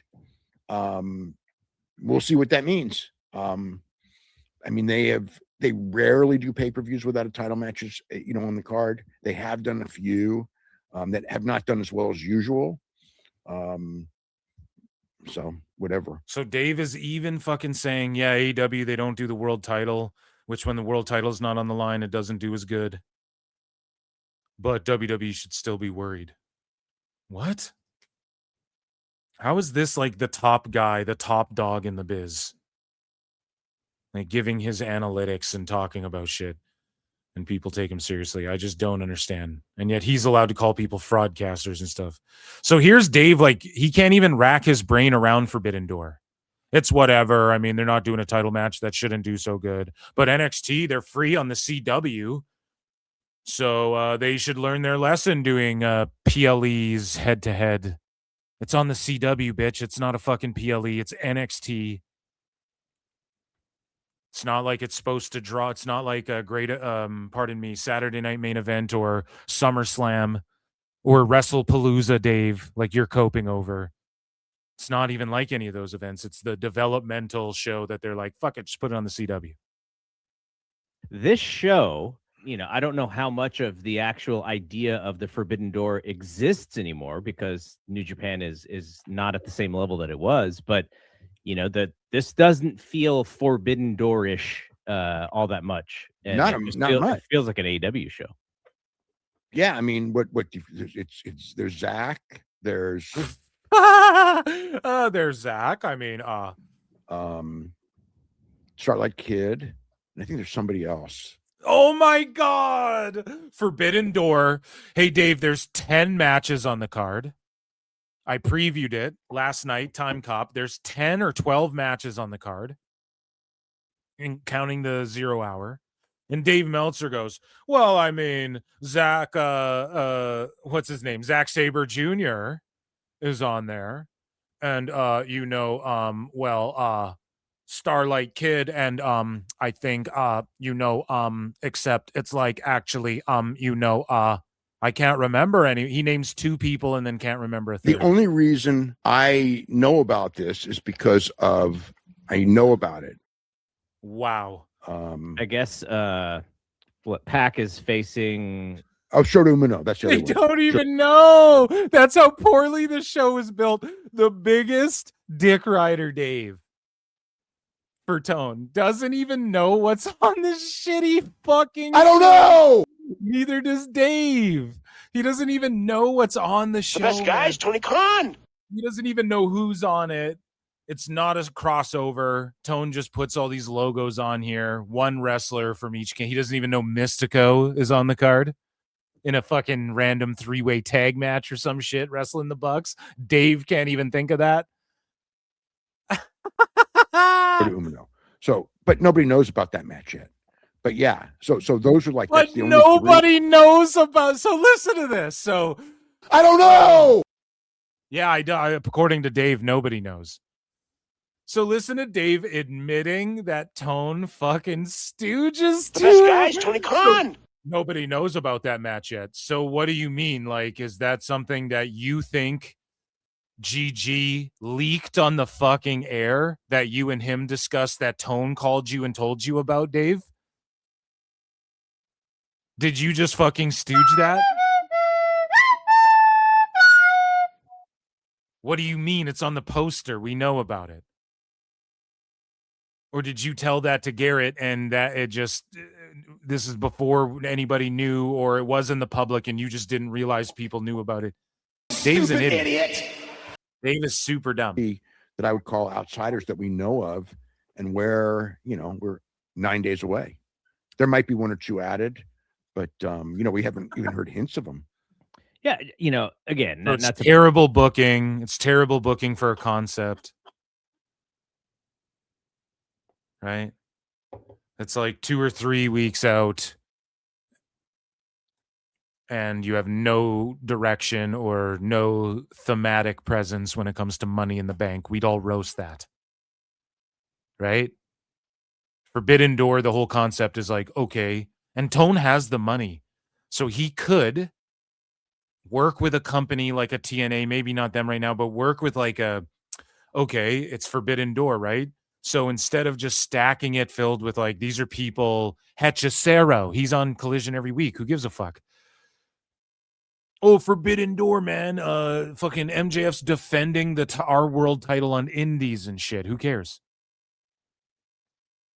We see shit like that all the time. So Tone has the money. He could be like, well, let's do Killer Cross for a one-off. Let's do Riddle for a one-off.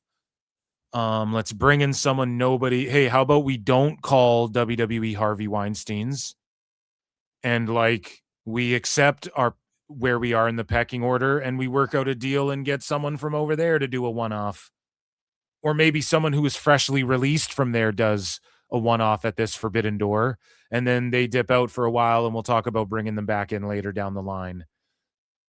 Like that would be like, here's the chance where you can do shit like that, Tone, and people go, oh, it's Forbidden Door. That's awesome. The Forbidden Door was kicked open. I thought there was beef between fucking AAA and this, or like, dude, Mystico's like selling out everywhere and we haven't seen him in AEW, but instead he wrestles like trios matches on fucking Collision. Nobody cares. So why would they care that he's on this pay-per-view? It's fucking stupid, man. Tone's just stupid. Belabor the point, but I just figured because he listens to Dave, and Dave is dumb. You put Mystico in something of worth, and you promote it around here locally, and we see what happens when he comes out here for independent shows. Like he's a value. He's a draw, an ad, and I figure that they could utilize some of that to pump up this attendance. Imagine you go, okay, Forbidden Door time. Tone calls up Bully Ray. Come in and jump Moxley after his match or some shit. Like, let's kick the Forbidden Door open. We'll give you a one-off. You versus Mox. Flaming tables match, or tax and tables if Bubba's willing. Probably wouldn't do that. But like flaming table match. Because Janela's talking about comparing you and Mox and Cardona and all this shit. Mox, Bully, flaming tables at All In. We'll set it up at Forbidden Door. Bully will kick the Forbidden Door open. And I'm not saying that's the craziest thing of all time, man. And some people might scoff at that, but at least that's Forbidden Door-esque. At least it's like, whoa, I didn't see that coming. But instead it's just overloaded with matches.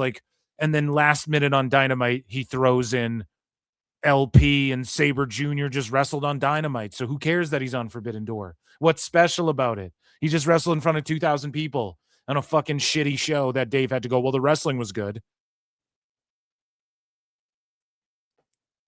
To a weak ass crowd. Like it's just horseshit. But Dave defends it till he's blue in the face. And I don't mean to only shit on it constantly. I try and put AEW over where I can. And I give so many good ideas too. Like I don't just sit here and go, he's dumb, fuck him, stupid. I mean, I say that, but I also provide like, here's where he's fucking up in his thinking. Here's what Tone should be doing. How do you know you're not a billionaire? Yeah, but neither is Tone. His dad made him a billionaire. If I came out of a billionaire's dick too, I would also be a billionaire. Do you guys get it? That's what happened to Tony. You can cope about that. I'd own multiple businesses too because I have billions of dollars. You can cope about that however you want. It's just the reality of the fucking world, okay? He inherited his wealth. Nothing wrong with that. Nothing wrong with that. Or I don't know. Some people don't like that shit, but Dave Meltzer now is going to shill for AEW and try and push AEW and sell AEW on Paramount. Before we get to that, though, FTR are stepping away from the ring. We can skim through this clip. FTR taking some time off in a contract year.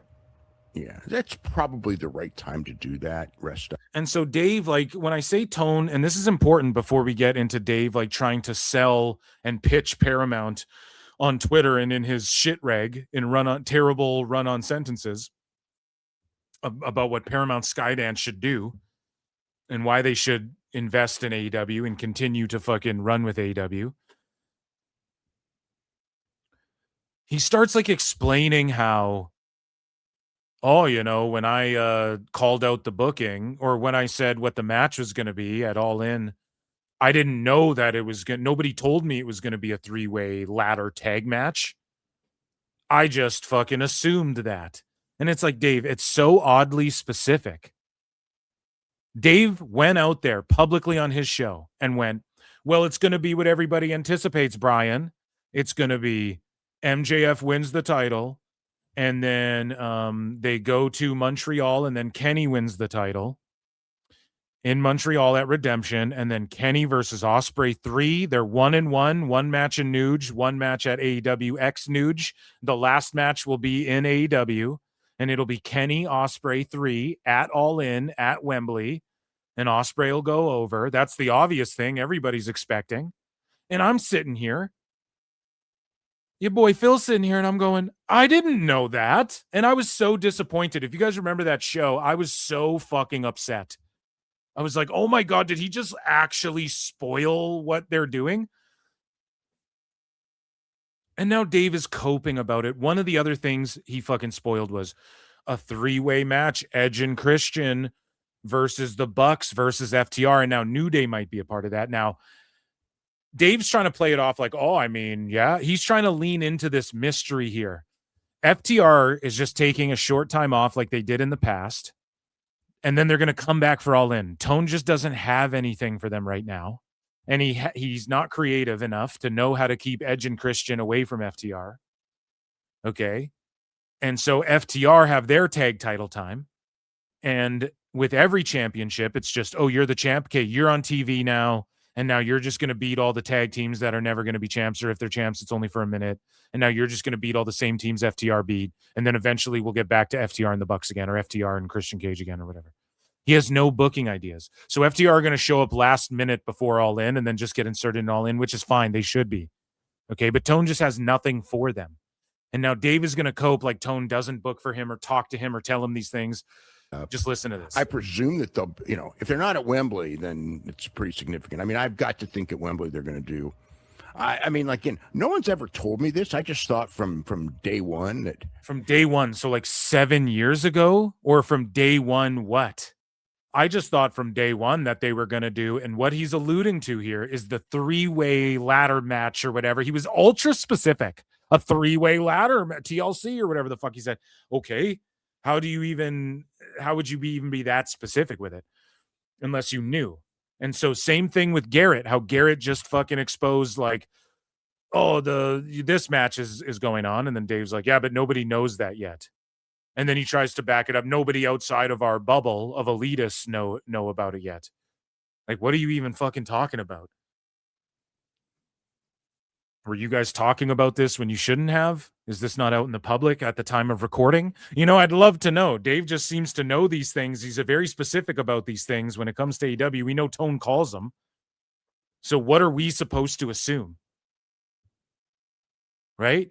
They say don't assume because you make an ass out of you and me, right? That's an old cringe boomer saying, but guess what? It's safe. There's also another saying, it's safe to assume certain things when there's enough evidence presented. It's safe to assume, motherfucker, you know what's being booked. You've laid it all out. You've stooged it. You've done it in the past. We've chronicled it. And now listen to him. I wasn't told this, but excuse me. That Wembley would be the three-way ladder match, you know, with the Young Bucks, FTR, and he's allergic to bullshit. That's why he sneezed. Adam Copeland and Christian. And again, like everything is kind of built up to where that match makes sense and everything. And so I would think that they would be back for that. They're, you know, they are wrestling. I think it's against what's the team from the UK? The team with the guy that, remember the guy that wrestled Ishii when we were there? Oh, yeah, I forget the team. Luke Jacobs and Ethan Allen. Yeah, so they're going to be wrestling them the night before Wembley. So now look at this. Oh my fucking God. Oh my God, Dave. Oh, he's so Dave is so bad. Stupid. Dave is the devil. Oh my God. Again, I'm proven right. Dax, you can block me. Dave, you can fucking falsely strike my videos. Fucking don't do that, but you did that once. Okay. Or one of your fucking stooges did. Dave. And we got that taken care of swiftly. Dave, you can cope all you want about this. All you AEW wrestlers can cope. Tone can fucking cope. Look at how bad Dave is for AEW. So FTR trying to work a fucking angle where we're taking time off from feeding our families. We're going to take some time off. So, and usually, you know, we love to wrestle to feed our families. And Tone's like, yeah, they're taking time off. And they're working this bit where they're taking time off so that they can show up out of nowhere at Redemption, probably in Canada.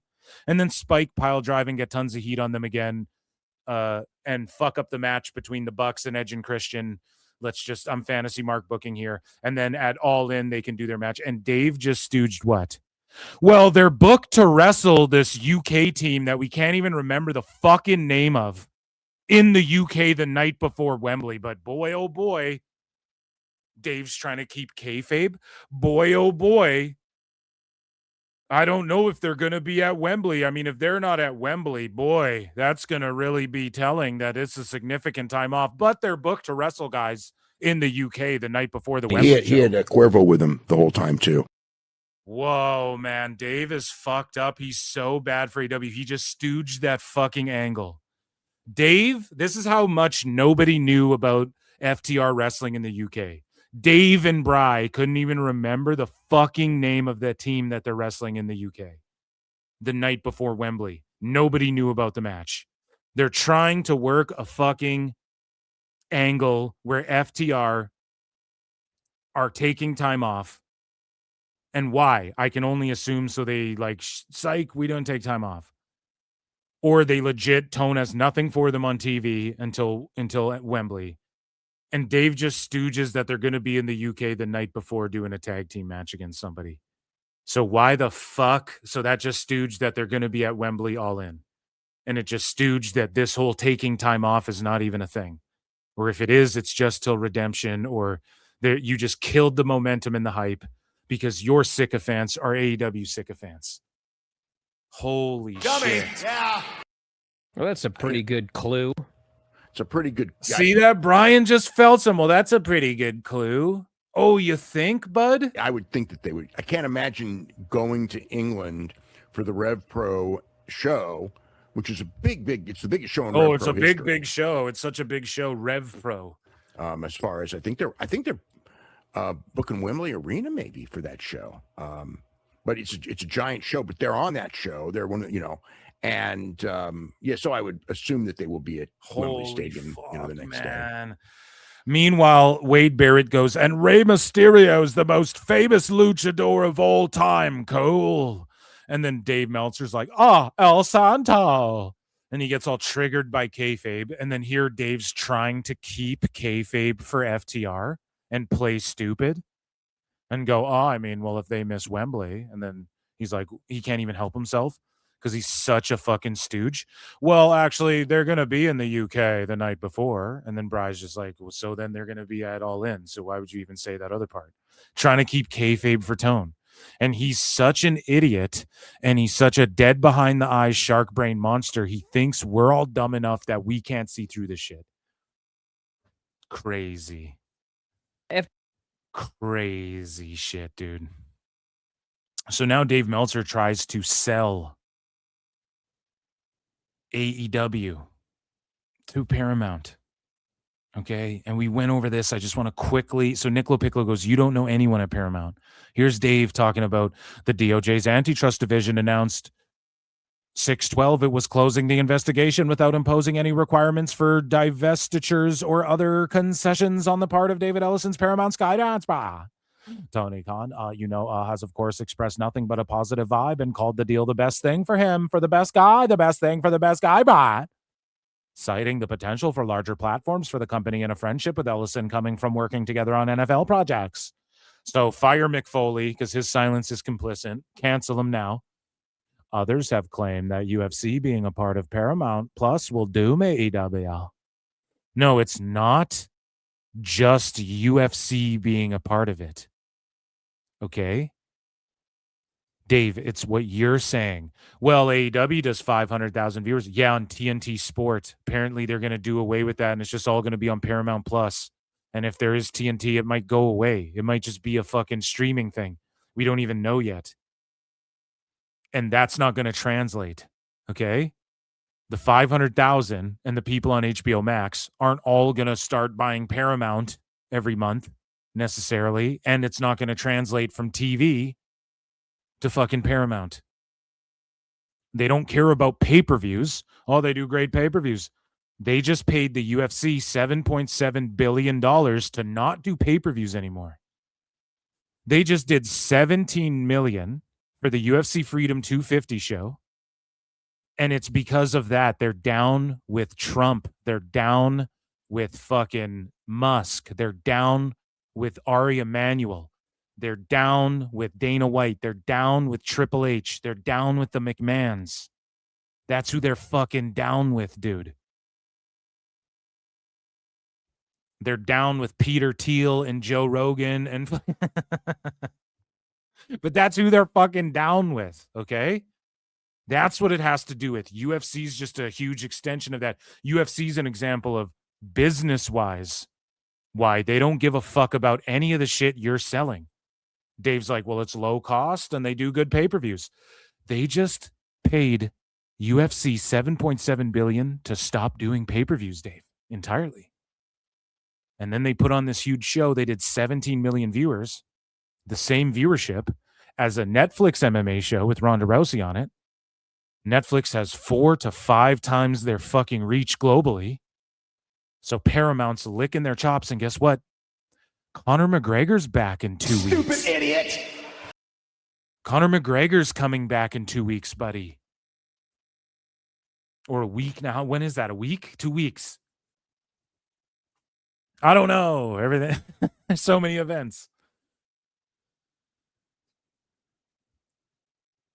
So, Dave, they don't care about AEW's cheap to fucking put on and they do good paper. They don't care. They're saying, what kind of big, spectacular, crazy events can you do for us to where we don't need you to do pay-per-view? We'll just use it to sell Paramount and get more subscribers. AEW's not going to bring in more subscribers to Paramount. And if it is, it's an insignificant number. What don't you understand about that, Dave? You don't study and learn, Dave. You don't have sources. You're trying to spin it and pitch it and go, well, because of other NFL projects. Right. Ellison's nice to Tone. It's just business. So he's nice to him because of NFL stuff, because of his dad. He's not nice to him because of AEW. Now, if he was nice to him because of AEW, okay. But otherwise, they don't give a fuck about that. Dana White looks at AEW guys and goes, I'll pay you to power slap. 10 and 10. 10 to show up, 10 if you win. Not even that much, but to power slap. That's how he views it. Like you're just a goofball. And then also Ronda Rousey went on AEW programming to go fuck TKO. to try and sell her fight that they directly competed with, that everybody was comparing the fucking ratings to. Are we forgetting that? So it's not because UFC's on there. Dave tries to simplify it for his retarded fucking audience who just lap this shit up and believe everything he says. And we're going to actually go over a post from someone who might be trolling because it's just the fucking brain rot is uncanny. Okay? But Dave Meltzer simplifies it, and then he tries to extrapolate that into, well, you know, Tubi has WWE Evolve, and apparently if you're a TKO affiliated property, other like AEW's not allowed on those things, but AEW's on Tubi. Yeah, because anyone can go on Tubi. I could film a show on my fucking iPhone and put it on Tubi. Dave. Like, you're cooked. You just don't even know what you're talking about. So anyways, those at Paramount have said that one thing does not relate to the other. Nobody at Paramount said that to you. None. Nobody. Quote who it was. Give me a quote. And where are you sourcing that from? Because you cannot just say those at Paramount. You don't know anybody at Paramount, Dave. You know, poor people don't like AEW. Others have claimed that UFC, those at Paramount said that one thing does not. And when he says others have claimed that, you mean people on Twitter? Fuck, man. In the long run, as it relates to AEW, one way or another, this will all come out in the wash in about 1 year, as the two sides will either be negotiating a new deal in the summer or they will cancel the shows. Obviously, AEW could likely find another media outlet, but the question is always, can they find one that would pay the same range? Do you see this? So Dave is like, oh, Tone, no, you have to hold out for the $185 million. So the truth is their last TV deal was not, it was upwards $185 million, estimated at $165, not in cash, not at all in cash. Tone has to subsidize tons of shit. They have not made money. They might be bringing in the most revenue. Okay, there's no proof of that. But if they are, cool, not profitable, not a big deal. Not all companies are profitable. And especially after 7 years, whatever. But Tone could have ran this as a profitable operation if he was smart this whole time, but that's besides the point. Dave is sitting here going, oh, if they can find one at the same level, nobody's going to offer them $185 million. Nobody's going to offer them that. They'll get more than TNA. Nobody's going to offer them that. And Tone is clearly rolling out my AEW. That's what it's all about for him, and he's not trying to spend money right now. They asked him at the media calls about acquiring like the tape library to PWG and like old, like Lucha Underground and old feds so they can air their stuff on my AEW. And Tone's like, no, I'm just interested in current indies and stuff. Why, guys? Because he is trying to sell my AEW to everybody in every little local territory. You like your local indie, you can follow it on TV, essentially. My AEW, plus you get all of our shows. And Tone pays based on retention rate and shit, Dave. Stuff you don't even talk about because you don't know nothing about that. My gut, if that's not canceled, that Paramount Skydance would just go with the option year deal, which would be a far number. Here's the thing, Dave. Even if they do the option year, which I doubt they will, but even if they do, okay, they also technically own 25% of it. So maybe they're like, yeah, we'll scrape up the year. Like, nobody's even saying they won't do the option even. But it's just the fact of the matter. If WWE and these guys look at AEW, and if the Ellisons don't try and put together a deal where WWE absorbs AEW in some capacity, then they're just going to go, whatever, fuck you. We don't want anything to do with this. Now, why? Again, I point you guys towards a gentleman named Napoleon Bonaparte. Napoleon Blown Apart, all one word, not bone apart, but Blown Apart, all one word. He does MMA documentaries. He talks about WWE and pro wrestling here and there because there's overlap, right? And in one of his recent docs, he talks about TKO and how it's affecting pro wrestling and stuff like that, as well as MMA and UFC, and what TKO's objective is. And this is what Niccolo Piccolo has fucking DM'd me about. He's fucking tweeted out ad nauseum. He's fucking let it be known to the world. What TKO's trying to do is like, they're just trying to own wrestling. That's why they have the ID, because then they have control over the indies too, and building the fucking indie stars. Look at Starboy Charlie getting pulled off shows and shit. They just want to run wrestling. That's why they started their own bull riding league, because we'll just own that. Is there a big deal? Is there a big time professional bull riding league? No, well, we'll just make one. Oh, pro wrestling? Yeah, we'll just be the top dogs of that. MMA? Yeah. UFC, we have the biggest fucking... And that's what UFC was already doing. They bought Strikeforce, they bought Pride, they absorbed everything, the same way WWE did. So TKO's initiative is, we'll just start a power. Well, I mean, that wasn't TKO, that was more Dana White's venture. But when it comes to Power Slap, but essentially they're just going to create the leagues, and they're going to be the ones to run. They want to run the whole of certain things, not fucking have a little piece of the pie of the pro wrestling. So what AEW offers is the challenger brand, store-bought brand piece of the slice of the pie. And they're like, dude, we have fucking Gordon Ramsay fucking filet mignon. What's his what's Gordon Ramsay's specialty dish? I forget what it's called. The Wagyu beef, Brian. He does the beef Wellingtons, right? You got beef Wellingtons over here. You guys are talking about some McDonald's over there. No, I'm trying to do a play on the Wagyu beef because that was the cope for the longest time, right? But you guys have like a small, like store-bought brand piece of the pie of pro wrestling. You're a super indie. TKO doesn't want anything to do with that.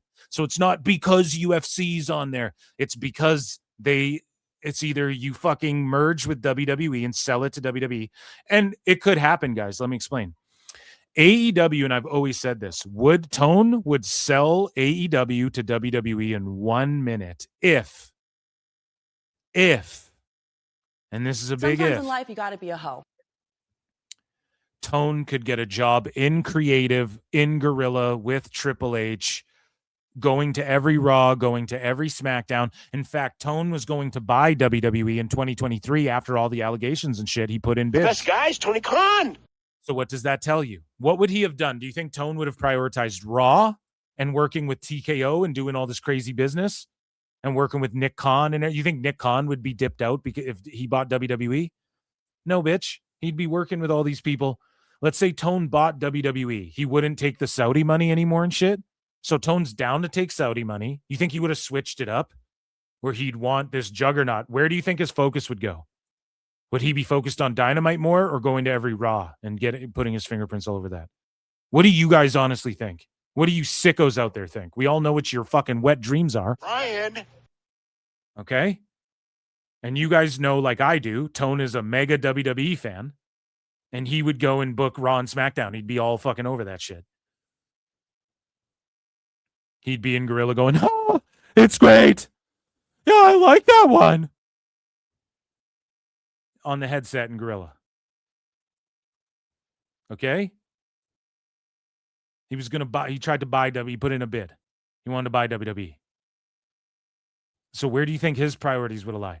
So we all know this. We're all not fucking stupid like Dave thinks everybody is, just he's really dumb and he's hanging on a thread of hope. You're offering like a little piece of the pie of like the pro wrestling business. TKO's trying to be the wrestling business. TKO has politics with the Ellisons and all of this shit. You just got to understand that, Dave. That's what it's all about.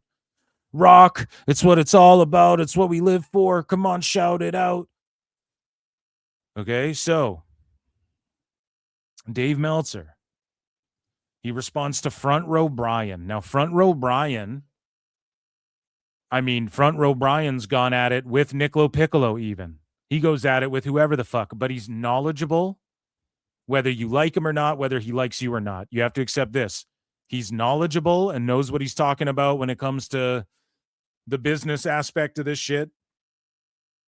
And especially when it comes to MMA and pro wrestling. He just doesn't watch pro wrestling and shit. But Front Row Brian on Twitter said that UFC rights was right in line with what Wall Street analysts were forecasting. An overpay would have been 2.5x step up average annual value. They came in at 1.9 to 2 times step up. So basically shutting down Dave's narrative of like, they paid this, and of course they'll take AEW on. They paid this inflated number. Front Row Brian is hitting him with a technicality here. Study and learn, Dave. Dave quote tweets it and goes, given AEW in 25 did roughly the same TV ratings as UFC. AEW did 60% or more of UFC on pay-per-view. Prove that. Prove that, Dave, or go to fucking jail. Dave's unhinged. Liar! Tell us what you know, you goddamn liar! Prove that shit. With the same comparisons in line for what AEW should get, also factor in AEW is even better when guarding against churn because UFC audience varies greatly based on main event, while AEW on Wednesday will give you a solid number 52 weeks a year and far less pay-per-view variation. No, Dave. No. On TNT, you might get 500,000 viewers every week. They don't care about that because that's not going to translate into viewership on Paramount. They just gave the UFC 7.7 billion or whatever again to not do pay-per-views and to not be on TV.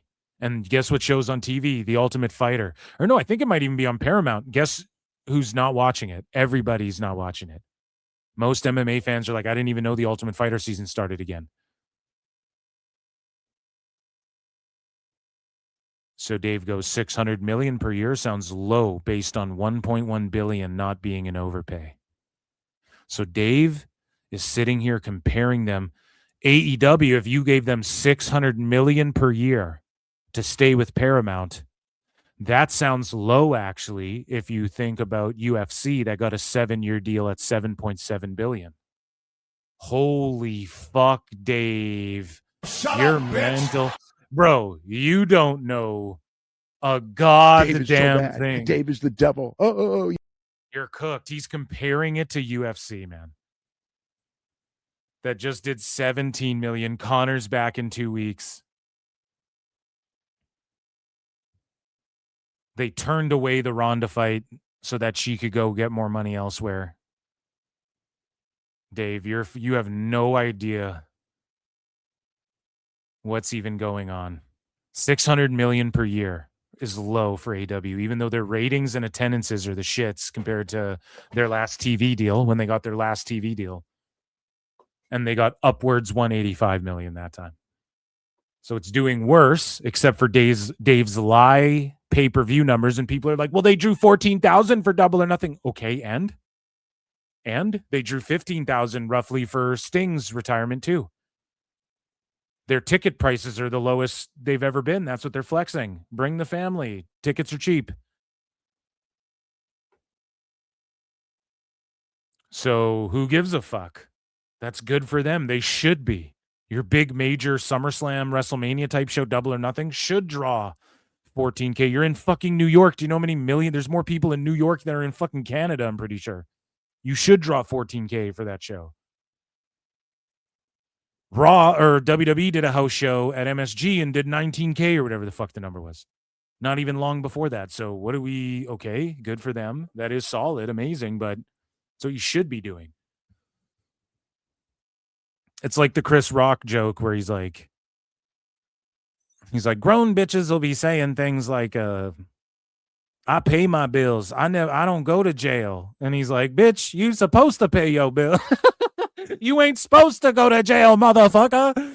Shout out Chris Rock, man. He's one of the goats. But anyways, Dave is just coping here. He doesn't know what the fuck he's talking about. And I wrote this. I was like, what the fuck do they care about 500 to 700K viewers on TV that won't translate to Paramount Plus or pay-per-view? They gave UFC $7 billion to not do pay-per-view anymore. And then I get responses. No one believes they got 17 million viewers, except for they did.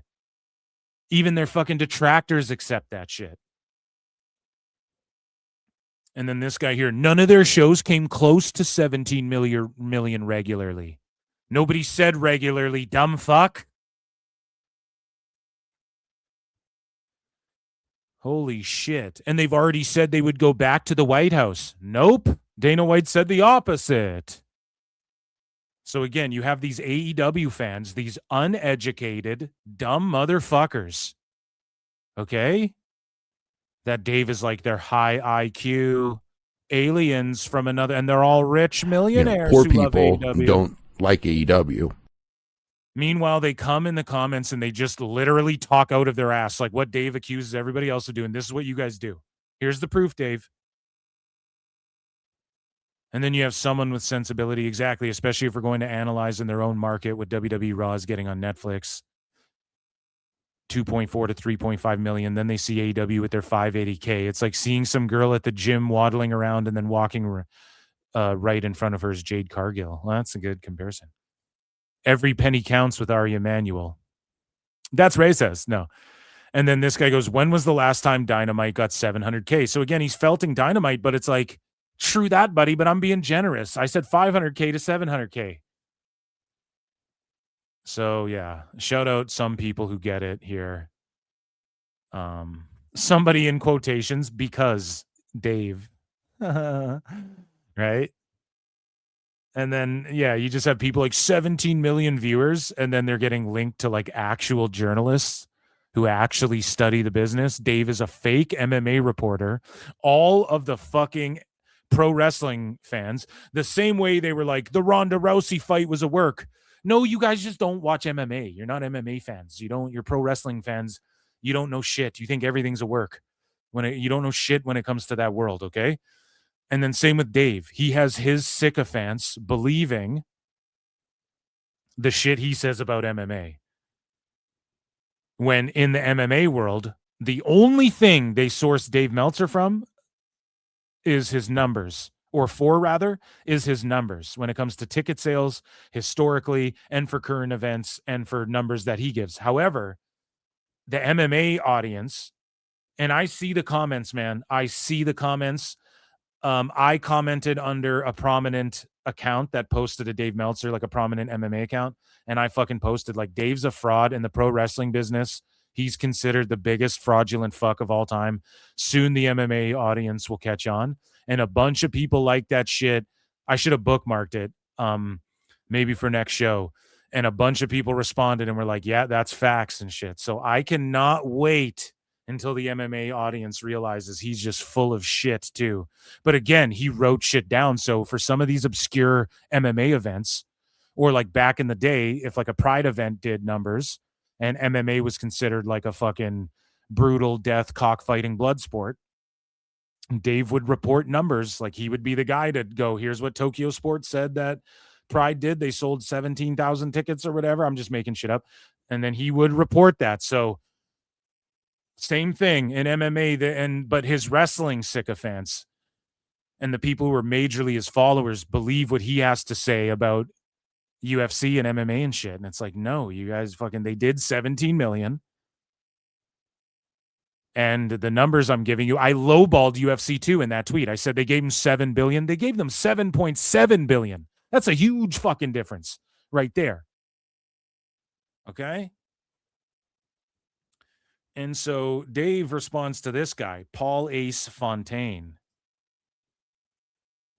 Right? So put your mittens on your kittens and away we go. So Dave Meltzer responds to this Paul Fontaine, who goes, I don't believe they're over 1 million every week, but there's no way to know. Just objective facts. They're not over 1 million, Dave, and there's no way to know. Dave goes, actually, if panel is close to 800 and 200 from max, that's 1 million. What? Dave, what? How? What? Learn, baby, learn. Meltzer Inferno. Holy shit. Nobody knows, but 200 feels a conservative estimate, especially consider the only numbers reported were far higher. No numbers were reported. BJ Bethel fucking lied. Stupid idiot. And the numbers for the NBA are like 180,000 or whatever. For, the young superstar, babyface, the former heel thing. So no, Dave, there was nothing reported. Again, you're embellishing the truth.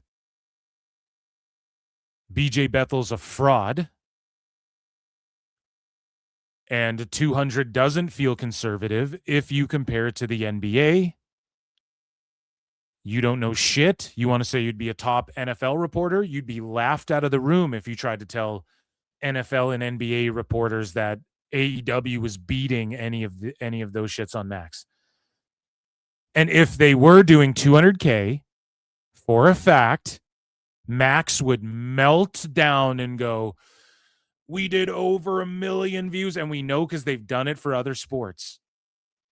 So WBD would go, including the simulcast, Lakers, Mavericks, 2.8 million or whatever the fuck, right? 28 million watched, and that was about 200,000 watched on fucking HBO, and it was a like 10% conversion or whatever the fuck, or like just like less than 10% conversion. And then Dave sits here and goes, 30%, 40% if they do 40%. By Dave's a fraud.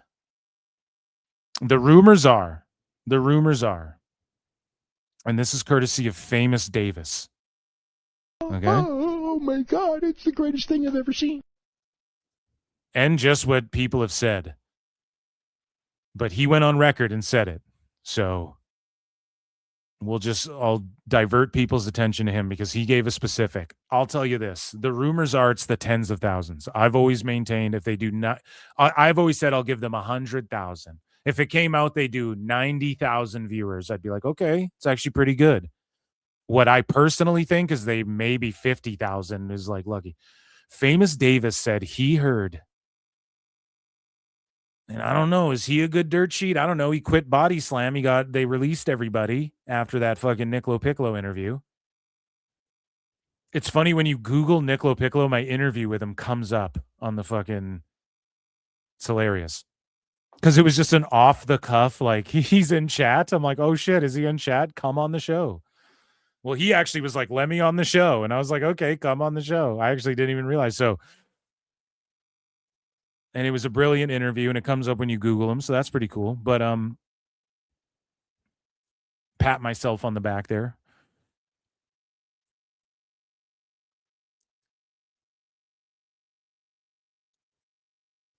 But Famous Davis, when he had Nicolo Piccolo on, he said that the rumors were they were getting 20K viewers, dude. 20 fucking K across all their shows, like Collision, Dynamite, For the Week, 20K. Now, is that real? Is he just an AEW hater? Is he just talking shit? I don't know. I don't know much about him. He just kind of blew up on the scene out of nowhere. It wouldn't shock me. If they came out and said 25,000 viewers, I'd hit him with the Nate Diaz. I'm not surprised, motherfucker. That's all I'm saying, okay? So, Meltzer said, what's this? 200K is a conservative estimate, in quotes, especially when you factor in and compare it to the completely fictitious made-up number by the lying AEW stan, Ohio high school sports reporter, which is BJ Bethel, and he just made that shit up. And so Raj Giri felts Dave too. Shout out Raj Giri. He says, so what's more accurate, panel or panel plus big data? Oh, you don't know? Nielsen has showed how flawed their numbers are, but you want to compare those numbers over a Netflix streaming number, different methodologies, different companies monitoring them, and different things. I can't stress this enough. Even my AEW is going to pay the indies on their shit based on retention rate and things like that. Things that Dave, nobody brings up like, well, can we get the retention rate numbers? That's really important. Meanwhile, ask any YouTuber, ask your boy Phil S. Marks. Let me tell you what's the most important thing. More important than subs, more important than fucking a lot of different things. Okay? It's the fucking retention rate. That's especially what YouTube, that's what Tubi does. It's the same type of fucking deal. Tone will be lucky to get one like that from Amazon or something, okay? Nobody's paying $600 million to maybe get like what is like Paramount thinks what they're going to convert 500,000 people, and now all the people who signed up to Max now got to jump over to Paramount Plus, or it'll just merge and then your Max HBO Max account will become Paramount Plus, or does Paramount go, no, we're going to keep HBO Max its own thing? We don't even know yet. But Dave's sitting there like, oh yeah, Tone doesn't even have the numbers, but 200,000 is conservative, even though the NBA doesn't do 200,000 for some of the games that Warner Bros. Has flexed publicly. And Netflix doesn't. Netflix looks at like 10 different key demos, kids being a huge factor, and it's about retention rate and replays and shit like that. Those are like two of the most important fucking factors. Are people rewatching shit? And how long can we just keep them on our app with our programming? You notice you go on Netflix, it's like the fucking casino. You can't see outside. There's no time. There's no clock. You go on your YouTube app on your TV. It doesn't show you what time it is. Why? Because they just want you clicking on the next thing, clicking on the next thing. If AEW can't do that, AEW can't even keep people on to watch Collision when it's right after Dynamite, buddy. Fuck. So Raj Giri goes, you like to do the AEW versus Raw comparison when you can use make-believe numbers, but just tell me, I'm dyslexic. If more people are watching Dynamite than Raw, that would mean a shitload of people are watching SmackDown over Raw. Don't you get it, Dave? By your own... The funniest part with Meltzer math is that people have been using Meltzer math to destroy... Liar! Like, he's been getting cooked with his own... Like, people are like, I'm being fair, and they give him his own numbers right back to him, and then he gets owned. And I've said this since day one. Since Dave Meltzer Dumb Moment of the Week was a fucking segment on PWT Live Show every Wednesday and Saturday night. I've said it since day one. The shit that Dave says about AEW, it just blows up in their face. He always embarrasses himself with this stuff and puts his foot in his fucking mouth and makes them look stupid because they can't live up to what he fucking says. And then he always makes WWE look better when you just want to break down mathematicals and shit. Do the mathematics. Okay? So he doesn't understand when he's like, oh, they're beating Raw. Okay, but then you're saying SmackDown's beating Raw as well. And you don't get, but you're like, SmackDown's in the shit. And and here's the thing too, less people attend SmackDown. It's the shittier of the two wrestling shows between Raw and SmackDown. Dynamite's the shittiest of all three, and the least amount of people go watch it. It's safe to assume it goes in that order, viewership-wise, too, Dave. Dynamite's not even beating SmackDown. Listen to how Raj just breaks this down with Dave's own logic. If more people are watching Dynamite than Raw, that would mean a shitload of people are watching SmackDown over Raw. Do you really believe that? SmackDown beat Dynamite by 67% in the demo last week. And SmackDown had much tougher competition. Thrown in imaginary max numbers, whatever. But if Dynamite beat Raw, that would mean that SmackDown is likely doubling Raw and the attendance. The only real fair comparison. Say otherwise, get the fuck out with that nonsense. And again, we brought up the chart that Raj Giri dropped. And I showed it on the show before, Time Cop. It's a 1-to-1 comparison. TV ratings to attendances, the drop-off. Now, again, correlation does not always mean causation, but motherfucker, looking at that 7-year graph of how it's like 1-to-1 when the TV ratings are down, so are the fucking attendances. What do you want people to believe, man? What are we supposed to believe? That's why math exists. Math is a wonderful thing. Bah, bah, bah, bah. Math is a really cool thing, Dave Meltzer. So again, SmackDown would be smoking Raw and fucking Dynamite, which isn't the case. And objectively, we can all agree SmackDown's the shittier of the two shows, Raw and SmackDown, and less people attend it. So it's probably fair to say that Raw's the most attended and the most viewed. SmackDown's the second most attended and the most viewed. And then Dynamite's the third most attended and the most viewed in that order if we're just comparing those three shows. Because using Meltzer math, Dynamite's beating Raw, so then SmackDown's beating Dynamite and Raw. That doesn't even make sense. You know? Liar! Tell us what you know, you goddamn liar! So speaking of the ratings, Dave Meltzer goes, guess what, Brian or Garrett? The ratings are changing again late this summer. So just a little backstory here. The Big Plus panel data with Nielsen is a different methodology than it was previously. And since they dropped the Big Plus, which like last year, I guess, or it's been one full year since they used the Big Plus panel data, which then they switched the methodology once already, which was public. Everybody knew about it. And then Dave Meltzer with no verification.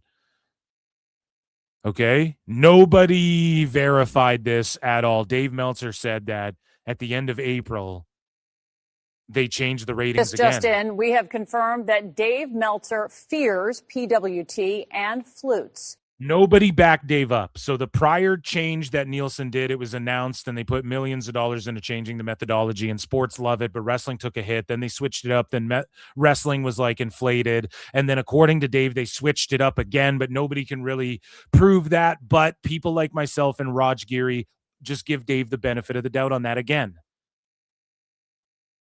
When we don't have to, but we do because you can just own him anyways, even harder. When you just go based off his shit. Because it just always blows up in his face, as we've showcased. So now Dave is claiming nobody's backed this up, but they're changing again. Whoa, it's going to change again. And is it going to be good or bad for wrestling? Who fucking knows? Let's listen to Dave Meltzer cope about this. You mentioned that ratings are going to change again late this summer. I know. That could be good. Everything's streaming. Who cares? And Dave goes, it could be good. Dude, it's only good in your mind if it means AEW is doing better ratings. It could be good for AEW. I mean, it could be good for what? For wrestling? Like, unless they sit there and go, we scientifically developed a way to read people's minds and we know exactly what they're watching and each individual, and here's the exact precise number. Who cares? This shit is obsolete. Fade away and classify myself as obsolete. Delete. It's obsolete, dude. It does not fucking matter, bro. It's all about like streaming and retention rate and pay-per-views dead and shit. It could be even worse. We don't know. It's just I mean, the thing that really blew my mind was I didn't get the number this week, but those 2 weeks where I got the panel numbers, it's like they're so different. It's like the SmackDown looks like it's at numbers that I would say are way too low for its price tag. The numbers that they're getting now. Obviously when USA spent whatever the number was, it's in the 270 million range, 275, to get this show, they were expecting closer to 1.5 million than 1 million viewers, closer to 0.45 than a 0.20. And a lot of it, I mean, it did decline, but a lot of the decline is this artificial decline. I mean, if you look at the panel numbers, they're so much bigger. And AEW is like, the pure panel number is like, they're great numbers by the last several years standards. I mean, they're absolutely great. And, you still have however many people watching on Max. So it's like, it's with AEW, it's a real comeback, but no one knows because the way they switched the ratings service, the ratings methodology with adding big data, wrestling just gets screwed. And I guess I actually have some discussions coming up this week to help me understand what makes no sense. So maybe I'll have an answer of why things make no sense more than was in this week's issue, where somebody who is a real ratings expert, and saw the difference between the panel stuff and everything. And basically, this is the explanation. But I will get an even better explanation, hopefully this week. Dave. Yeah, we're all looking for a better explanation too. Like, what happened to your hair? Why do you break the hats out sometimes? Is that when the Just for Men wears off, or what's chat saying? I haven't checked in a minute. Think of a car crash now. That is a collision. Speaking over mundane Dave, how you all doing tonight? Guys, make sure you hit like, make sure you hit subscribe, make sure you heart and retweet if you're on X. Make sure you guys check out patreon.com/pro wrestle times for bonus episodes of Dave Meltzer Dumb Moment of the Week and tons of other exclusive content. And I appreciate you motherfuckers so much. Let's get into this. We have a couple more. Now, I've gone off a lot about Dave's sycophants, and when he espouses bullshit, they repeat this stuff. And so at AEW Neckbeard, El Grande Neckbeard, he posted this. And I don't know if this guy's trolling or not. I've read posts from this guy, and I feel like he's trolling. But if he's not, then he's seriously demented, okay? And this guy says, Dave is right again. Okada versus Omega replaced The Rock versus Hogan as the most influential and emotional match in pro wrestling history. We laughed, we cried, we smiled, blood flowed to our midsections as we admired the physiques and cardiovascular endurance of these two beautiful men. So he's like taking a gay angle. We're kind of gay. So it's like he's got to be joking, right? Right, guys? And he goes, our hearts fluttered at every false finish. Our blood pressure rose at every twist and turn. It was raw. It was neurotic. It was emotional. It was AEW. This is a troll, 100%, and it's brilliant because he keeps kayfabe. The best trolls are motherfuckers who keep kayfabe, okay? No matter what. Just keep posting this and writing shit like this and have AEW fans glorp and glop all over this when it's clearly... Like the best is The Onion or the Babylon Bee, right? They just keep kayfabe. They make the phony headlines for like news or whatever, and it's just hilarious. Except for what The Onion did with InfoWars. That was a cringe flop. Like them buying InfoWars is so funny. That's the funniest shit. They had the chance to do the funniest thing. And then they just flopped doing like a shitty Alex Jones parody. Like, all right. Such an L. Speaking of flops. But anyways, this guy's trolling. So he goes, it was neurotic. It was emotional. It was AEW. 10 years from now, AEW will fire the final salvo. AEW will win the war, buy WWE and turn it into a relic by adding it to the AEW Network video library, which will be $9.99 per month to purchase. And we will look back at Omega vs. Okada as the inflection point, the match that turned the tide, the match that made AEW the premier go-to for real professional wrestling. I love you, Kenny. I love you, Okada. I love you, Tony Khan. We are AEW. Yeah, this guy's in kayfabe, 100%. But that's funny. That is what a Meltzer fucking stan would say. So now we have a couple random thises and that's that pertain to TNA and are TNA adjacent. This one's on the nose here with TNA, but it has to do with WWE a little bit. And Dave Meltzer says the one thing I think TNA is deathly afraid of is the idea that they're being bossed around by WWE. And it's like every action they've taken, Dave, shows the opposite of that. Okay? They get cucked out by Great American Bash that's running at the same day. Pardon me, I caught Dave's sniffles there. Excuse me, Gesundheit, bless me. NXT Great American Bash is on the CW2 the same day as Slammiversary. And I think the overlap is on the pre-show. People are saying no overlap, but I think the pre-show for TNA Slammiversary is on at the tail end of Great American Bash or whatever, right? If I'm wrong, someone can correct me. However, TNA let NXT pull up with some of their mid-underling guys and fucking cuck them out on their own TV. TNA did the showdown thing where actually TNA kind of went over on NXT. NXT did get the last laugh with all of that, but they've also made it clear they've let people out of contracts early, like Joe Hendry and Jordan Grace, in order to go to WWE a little bit earlier to make their debuts more impactful and whatnot, pun intended.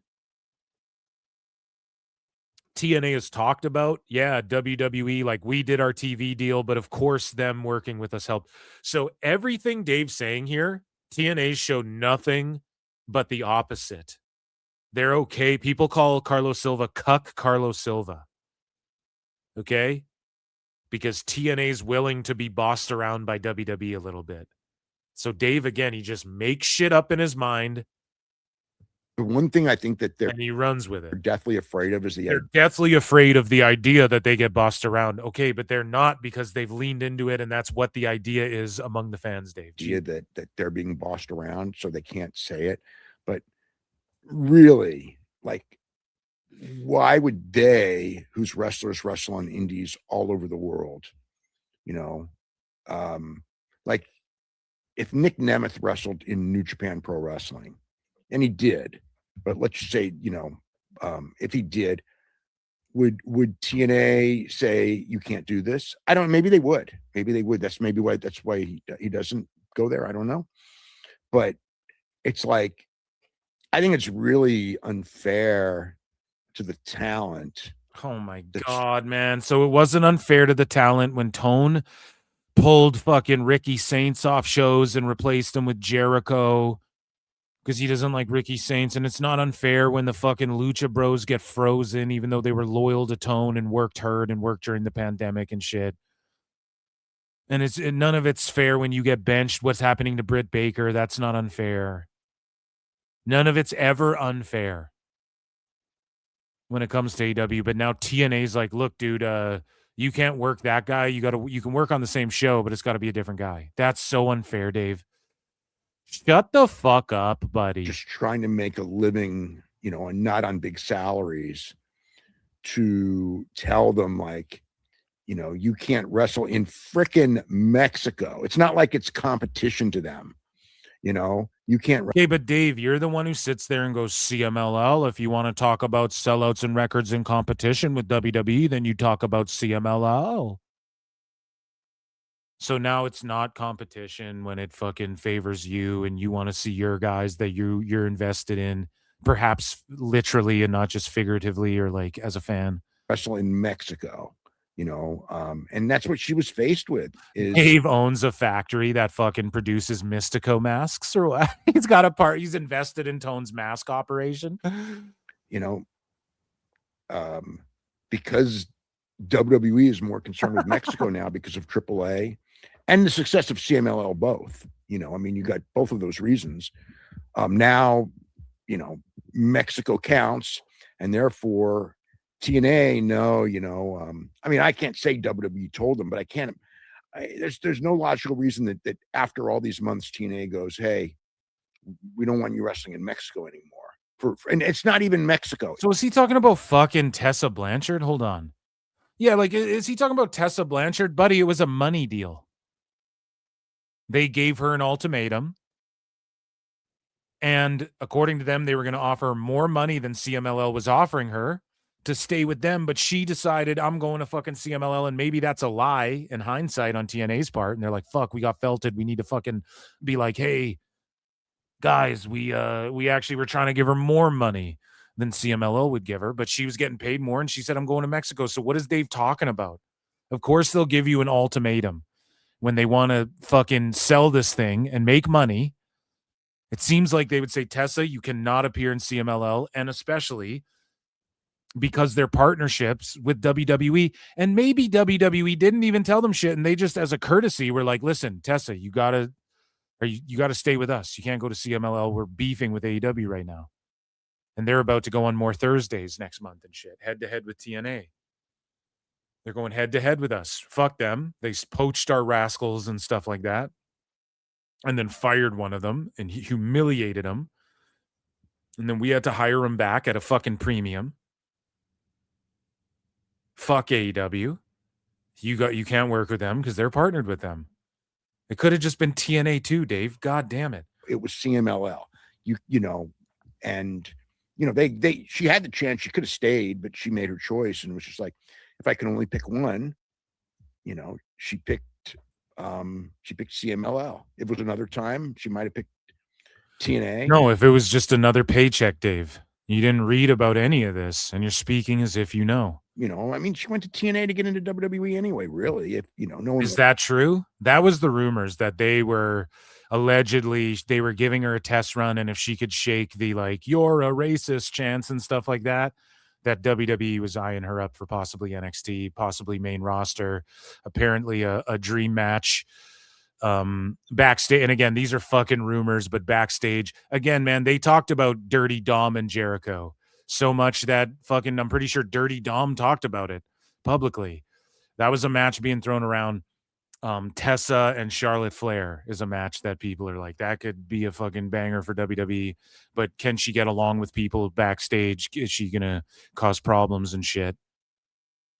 But Dave is trying to, again, just embellish the truth here, or he just simply doesn't know what he's talking about. And again, if I don't know what I'm talking about, I'm Phil S. Marks. This is a fucking comedy A-logging show where I fucking mark out about wrestling. I don't need to be right. I'm not the news like Dave Meltzer. I'm not CNN Observer like Dave Meltzer. Say that because you can't. I'm not the all-seeing eye. When people go, actually, Phil, this is what it is. And I go, oh, thank you for fucking... People do that in the comments. They go, this person already wrestled there or something. And I go, okay, thanks for the correction. I was unaware. Or chat, we got it wrong, right? Or I go to chat. I go, chat, what's up? Dave doesn't do that. He just tells Bryan stuff. And even if Bryan knows better, Bryan just sits there and takes it while Dave tells him he knows better. It's fucking crazy. The one thing I think that... So he speaks more about Tessa Blanchard and about why she chose CMLL over TNA. And he's going to extrapolate more than what Tessa said. She was given an ultimatum. CMLL books her more and pays her more. So she picks CMLL. It's that simple. So the Tessa Blanchard thing, I actually had written about it a couple weeks ago. She was the fallout to this war in Mexico. There's no fall. Oh my God, Dave. She was the fallout to this war in Mexico.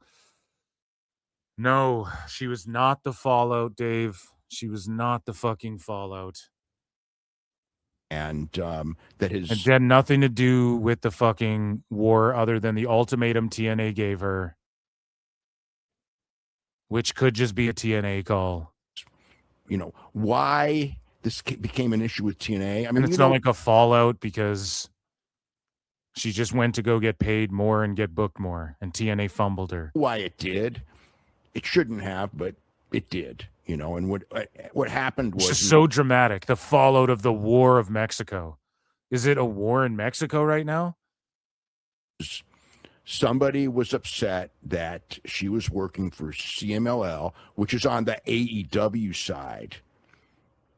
And since in the United States. And why is it okay, so for Dave, it's ROH, New Japan, they work with AEW. Oh, if you're on the WWE side, it's so bad. But then he condescends. He talks well, because they're on the AEW side. So what, Dave, are you saying you want everybody to hold hands and sing Kumbaya and work together and monopolize? So if Tone just bought all the wrestling companies, that would be fine.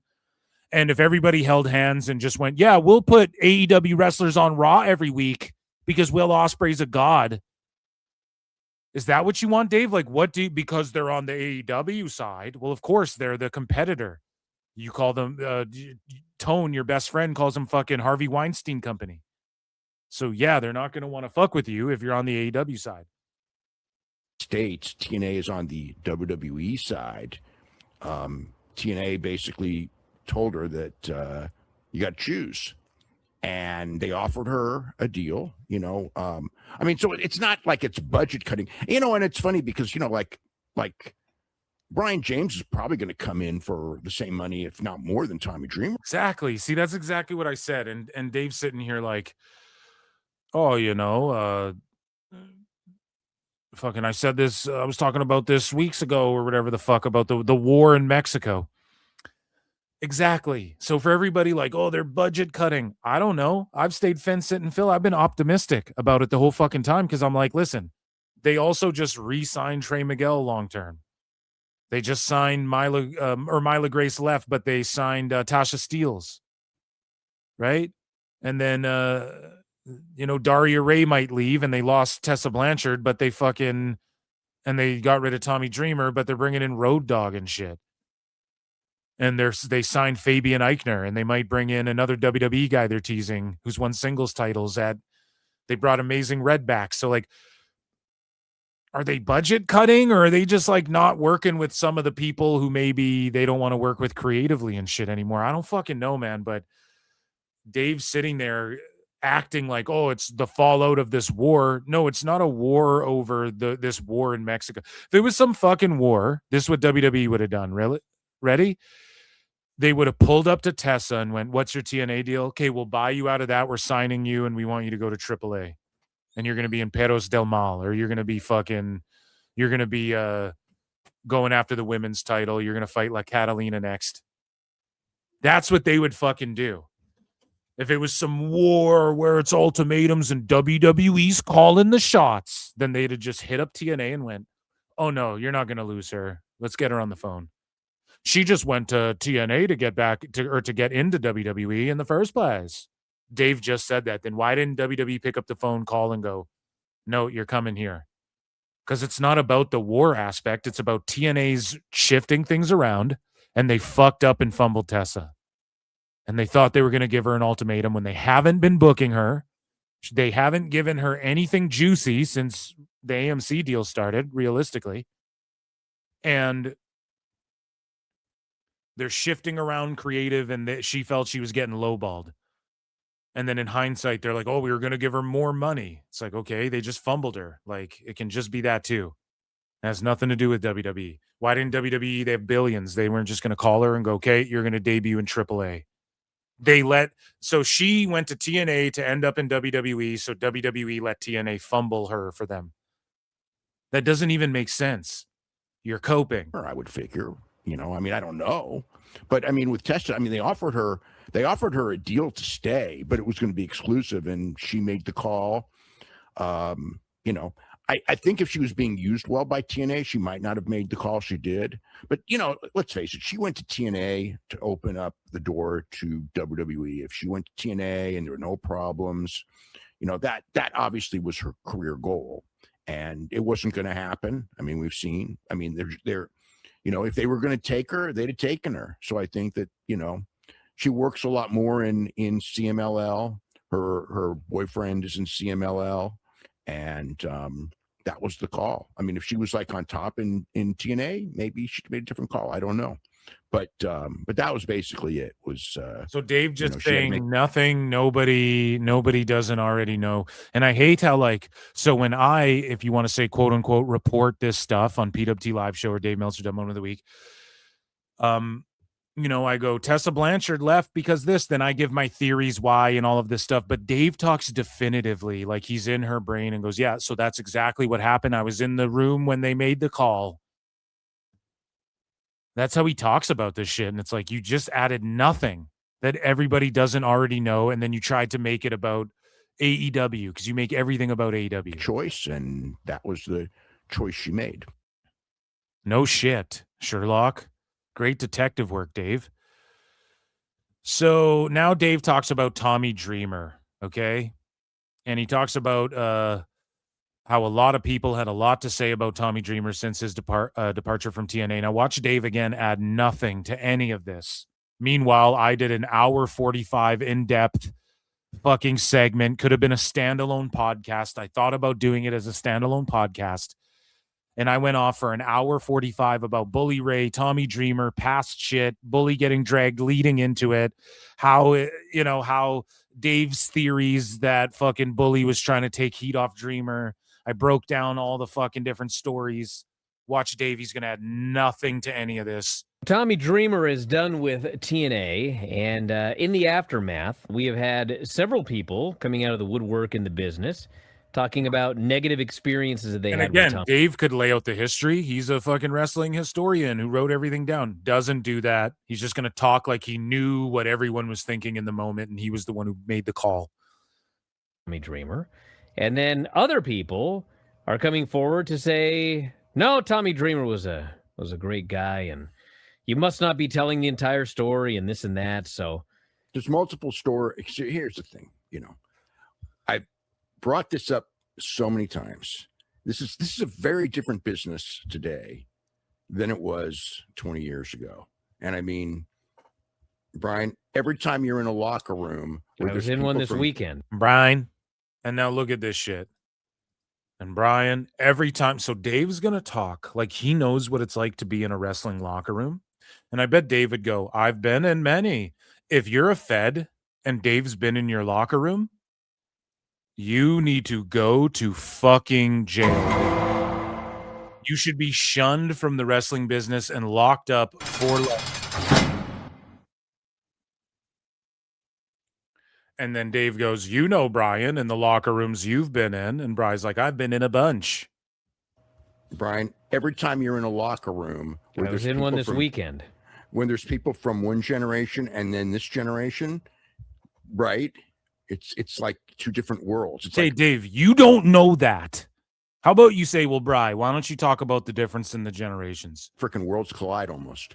And but Tommy Dreamer is from that other world. And some of the people from that other world adapted the to other world. The other world. I'm trying to think of fucking the Lost World. I was gonna say Jurassic Park, the Lost World. I was gonna call it the other world, but I'm like, that's not what it is. I'm redacted, guys. I was like, that's not what it is. It's not the other world. It's like the Lost World or whatever. The people stayed. There's a fucking movie though that just came out, or it's coming out right away, where these people get transported, like their neighborhood goes to like Jurassic times on another world or something. I want to see that movie. I don't even know what it's called, but I saw the trailer. In that other world while the world changed. And, I mean, it's not a defense at all. This world, the other world was this world, the other world, the world. Holy fuck, Dave, you don't make sense. You lack charisma. Bry's tired. It's 2:30 in the morning. He wants to go home. You already slapped Garrett around. You're spurging out. You're adding nothing new. You don't even fucking know what you're saying. Oh, this world, that world, this world. Okay, you say he's from the last generation and they did shit differently. Dave can't explain it. Go and listen to my fucking breakdown. It's way better than this. Horrible to women. It just was, and a lot of stuff doesn't age well. And what can you say? I'm sure the people who are in that world and know Tommy Dreamer and think he's a great guy, and then the people in the new world, in this the new world order, Brian. In the new world, the new world order. He had Cuervo with him the whole time too. The World Economic Forum, Brian. You fucking mark. Or people who Klaus Schwab, Brian. Who are the new world order. These stories today are going to go, what the fuck? And that is the situation. I mean, I read some of the stuff and it's like, I'm not stunned. I'm not stunned. I'm not stunned. That's a sound clip. Listen. I mean, I read some of the stuff and it's like, I'm not stunned. But I am stone cold stunned, Brian. It reads horribly. But he's getting to a but. They clip it there because they know he's going to sound like a dumbass. And that's all you ever do, Dave, is sound like a fucking dumbass. And that's why this show exists. That's why this show will always exist. I can't even talk. I'm redacted now. It's rubbing off. Ladies and gentlemen, that was Dave Meltzer's dumb moment of the week. Where's the guy that has papers everywhere in this room? Ladies and gentlemen, I want to thank you for being here. I am Phil S. Marks, and I will see you guys for Sicko Saturday, Time Cop. See you there. We got a long Sunday stream as well coming up with all of these pay-per-views and PLEs and whatnot. Be good. Polish your flutes. Peace and love.